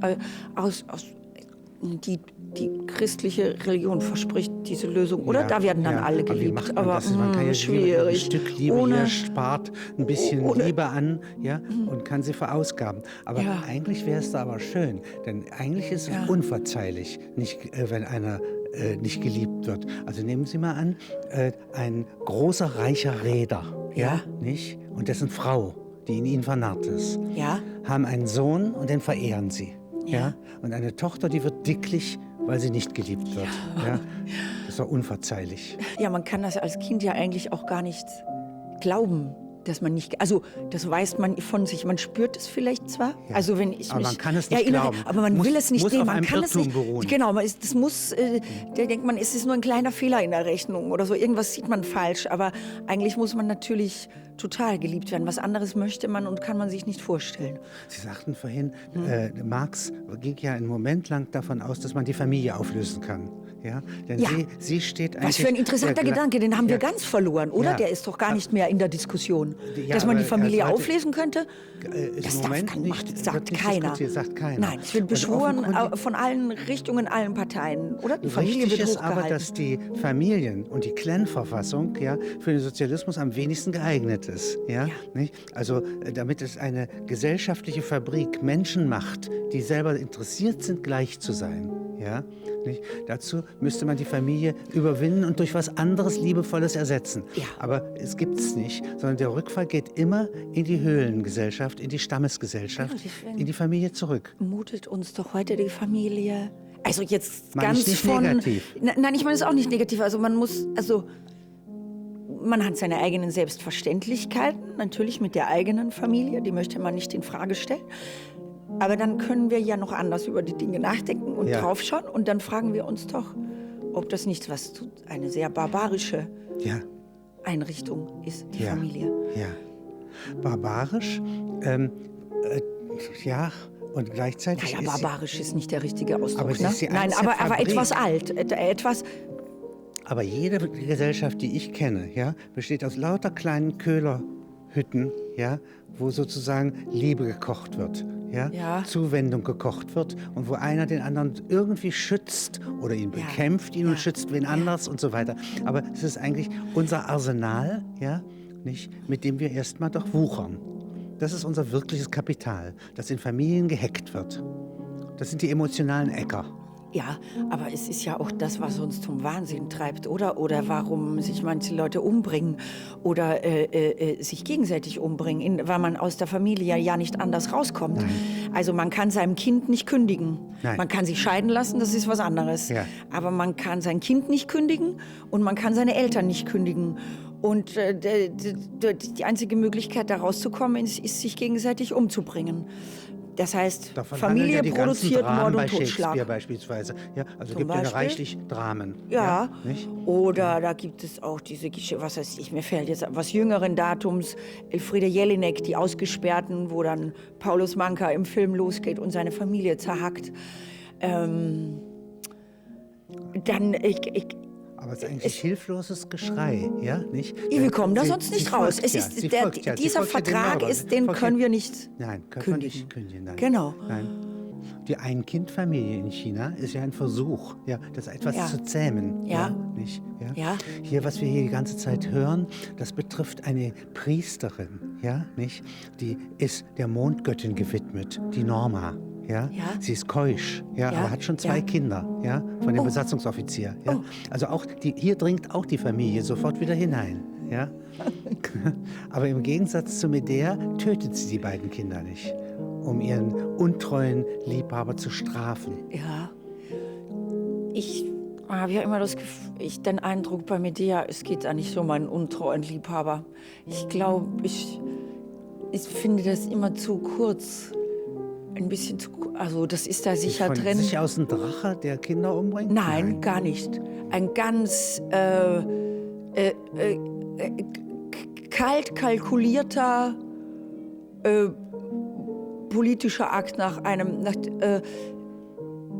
der Dynastie hier, die hier geplant wird, der schneide ich die Nachkommen ab.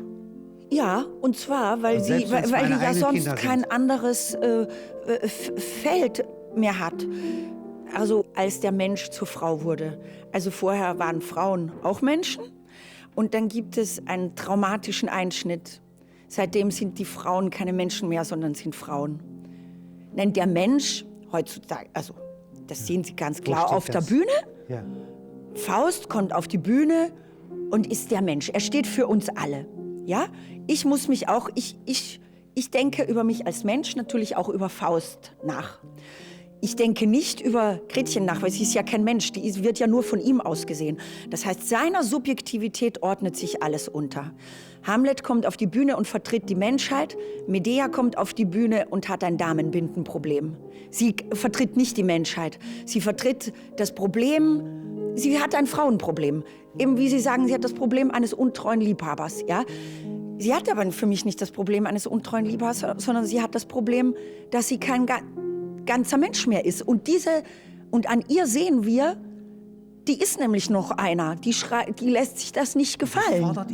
Sie fordert ihr Menschenrecht ein. Preis. Und sie macht was immer ausgespart wird, die bringt nicht einfach als stampfende Gebärmutter von mein Mann hat mich verlassen, jetzt bringe ich meine Kinder um. Nein, die macht etwas anderes.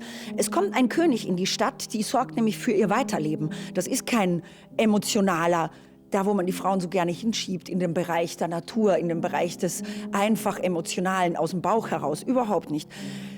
Die hat nur kein Gebiet mehr, auf dem sie sich bewegen kann. Weil die ist nämlich einfach nur mehr Frau mit 2 Kindern. Alles andere ist ihr abgeschnitten. Da ist sie ja raus aus ihrer Wirkung, aus ihrer politischen Wirkung. Sie ist keine Königin mehr. Sie ist nur mehr die Frau von diesem Mann. Was anderes ist sie nicht mehr. Land verschleppt. Genau. Ja. Sie wird ja auch nur mehr als Ehefrau behandelt und als Ehefrau verstoßen. Und es kommt ein König in die Stadt und sie macht einen Deal mit dem. Und sie sagt ihm, du bist unfruchtbar, ich kläre das für dich. Ich braue dir einen Trank, du wirst Kinder haben. Du musst mir aber versprechen, egal was ich mache, du nimmst mich auf und du gewährst mir Zuflucht. Das steht bei Euripides da drin. Das heißt, sie überlegt sich das, sie macht einen glasklaren Vertrag. Sie ist ein strategischer Politiker. Und dann, sie hat aber natürlich, so wie jeder Mann, sie hat sie hat auch ein Anrecht auf Ruhm und Würde. Und sie ist nicht nur reine Frauenbiologie, die abhängig ist von einem Liebhaber, sondern auch sie möchte, so wie ihr Mann, der eben auch sagt, hör mal, ich möchte ein ganzer König sein und nicht hier dauernd auf der Flucht. Jetzt habe ich hier die Möglichkeit, wieder jemand zu werden. Auch sie möchte jemand sein und sie ist aber beleidigt. Und das kann sie nicht auf sich sitzen lassen. Auch sie möchte als ganzer Mensch in Ruhm und Ehre leben und mit ihrer Würde, mit ihrer Menschenwürde. Und deswegen bringt sie diese Kinder um ihren Mann tödlich zu verletzen. Und steht dann auf Helios Wagen, nicht? Sie ist immerhin... Fährt sie zurück zum Vater. Ja, sie ist die Verwandte eines Sonnengottes, genau. Und fängt noch einmal neu an. Und ich sage Ihnen, das würde ich so gerne mal spielen, aber richtig auf diesem Wagen da oben. Und ich möchte es eben nicht in einer Einbauküche spielen, als die Frau... ich möchte nicht die Ehe aus dem 19. Jahrhundert spielen. Und ich möchte auch nicht die Emigrantin spielen, weil das ist keine Emigrantin, darum geht es nicht. Es geht um diese politische Sache. Das ist ein Vertragsbruch. Und wie diese Frau sich wehrt, sie hat...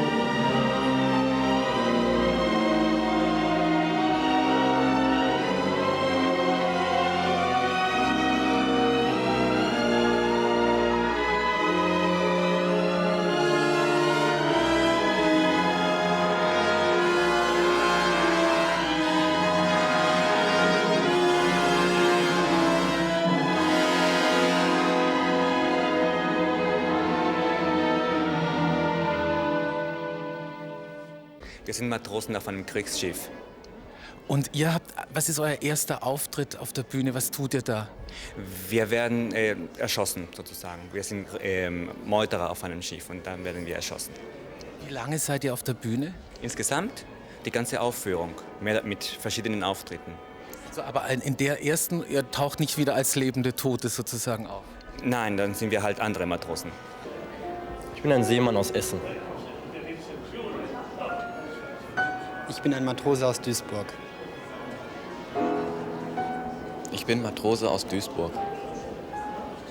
Sie sind doch aus Japan? Ja, aus Japan. Also ein japanischer Matrose aus Duisburg. Ich bin ein Matrose aus Argentinien.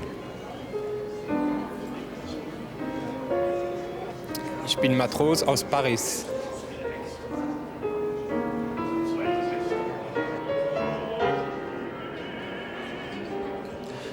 Ich bin Matrose aus Düsseldorf.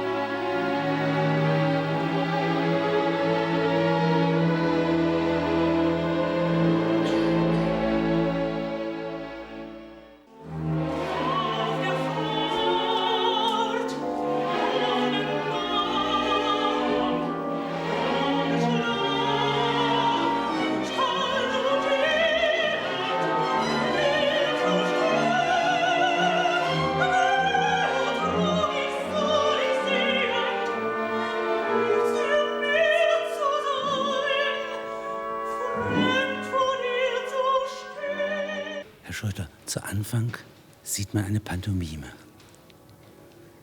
bevor das Musikdrama beginnt. Ja. Was ist das? Das ist der Rahmen, in den die Oper von mir gestellt wird. Das ist die Geschichte von einer Gruppe von Menschen, nämlich von den Matrosen vom Panzerkreuzer Potjomkin, die erschossen werden und doch nicht erschossen werden.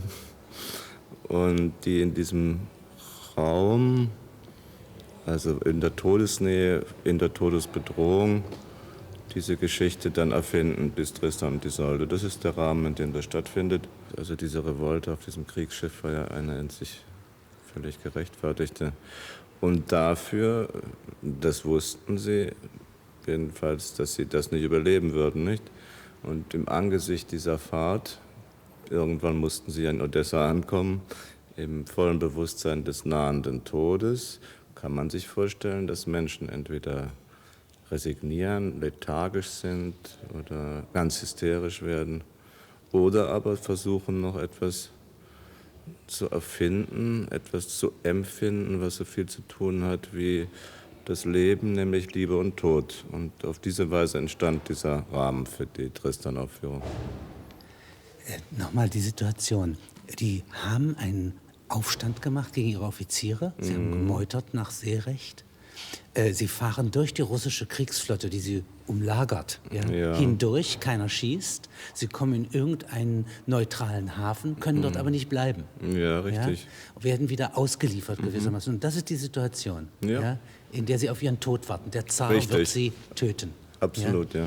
Und jetzt kommt, also als Geburt der Tragödie, oder der Handlung, nicht, aus dem Geiste von wirklichen, arbeitenden, revoltierenden Menschen. So ist das der Grundgedanke. Ja. Nicht aus Griechenland. Nein.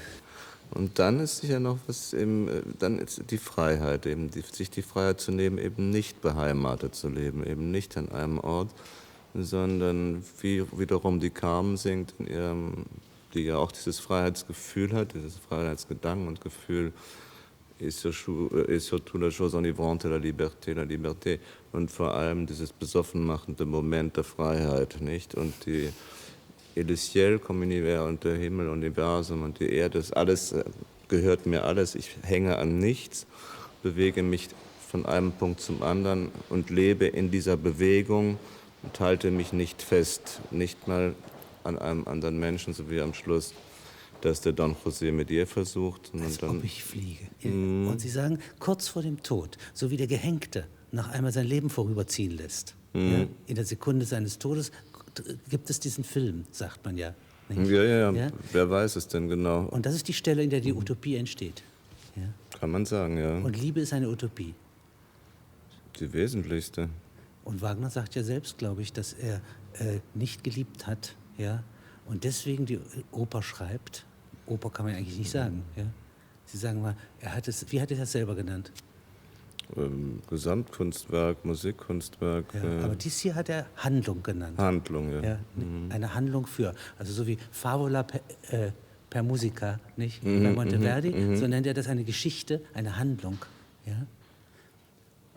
Er wollte ja etwas ganz Einfaches machen, also mit wenigen Personen eigentlich ein Kommerzobjekt. Es sollte ihm Geld bringen. Tristan. Ja, also dieser Hintergrund. Doch, er unterbrach den Siegfried, das weiß ich um wohl, etwas zu machen, was ganz einfach ist, ohne Chor oder wenigstens nur mit wenig Chören. Ein Kammerspiel gewissermaßen. Es geriet ihm zu einem großen Werk. Bestimmt nicht die ganz Bühne einfach. das Recht nicht haben wollten. Ja, ich weiß. Die Aufführungsgeschichte wäre ja sehr Hindernislauf. Ne? Das wollte. Ich hätte schon. Um was weniger Kompliziertes, nicht? Er saß doch auf dem Riesenring, nicht? Nun, aber wenn man die Geschichte durchforstet, so wie er das Sujet darstellt, Tristan und Isolde, dann ist das ja auch hochkompliziert, was das für Verwicklungen sind, aus denen die Menschen heraus dieses Nicht sich finden können, erleben. Und wenn da die Liebe die einzige Utopie ist, so ist der Tod die Wirklichkeit dieser Utopie, nicht?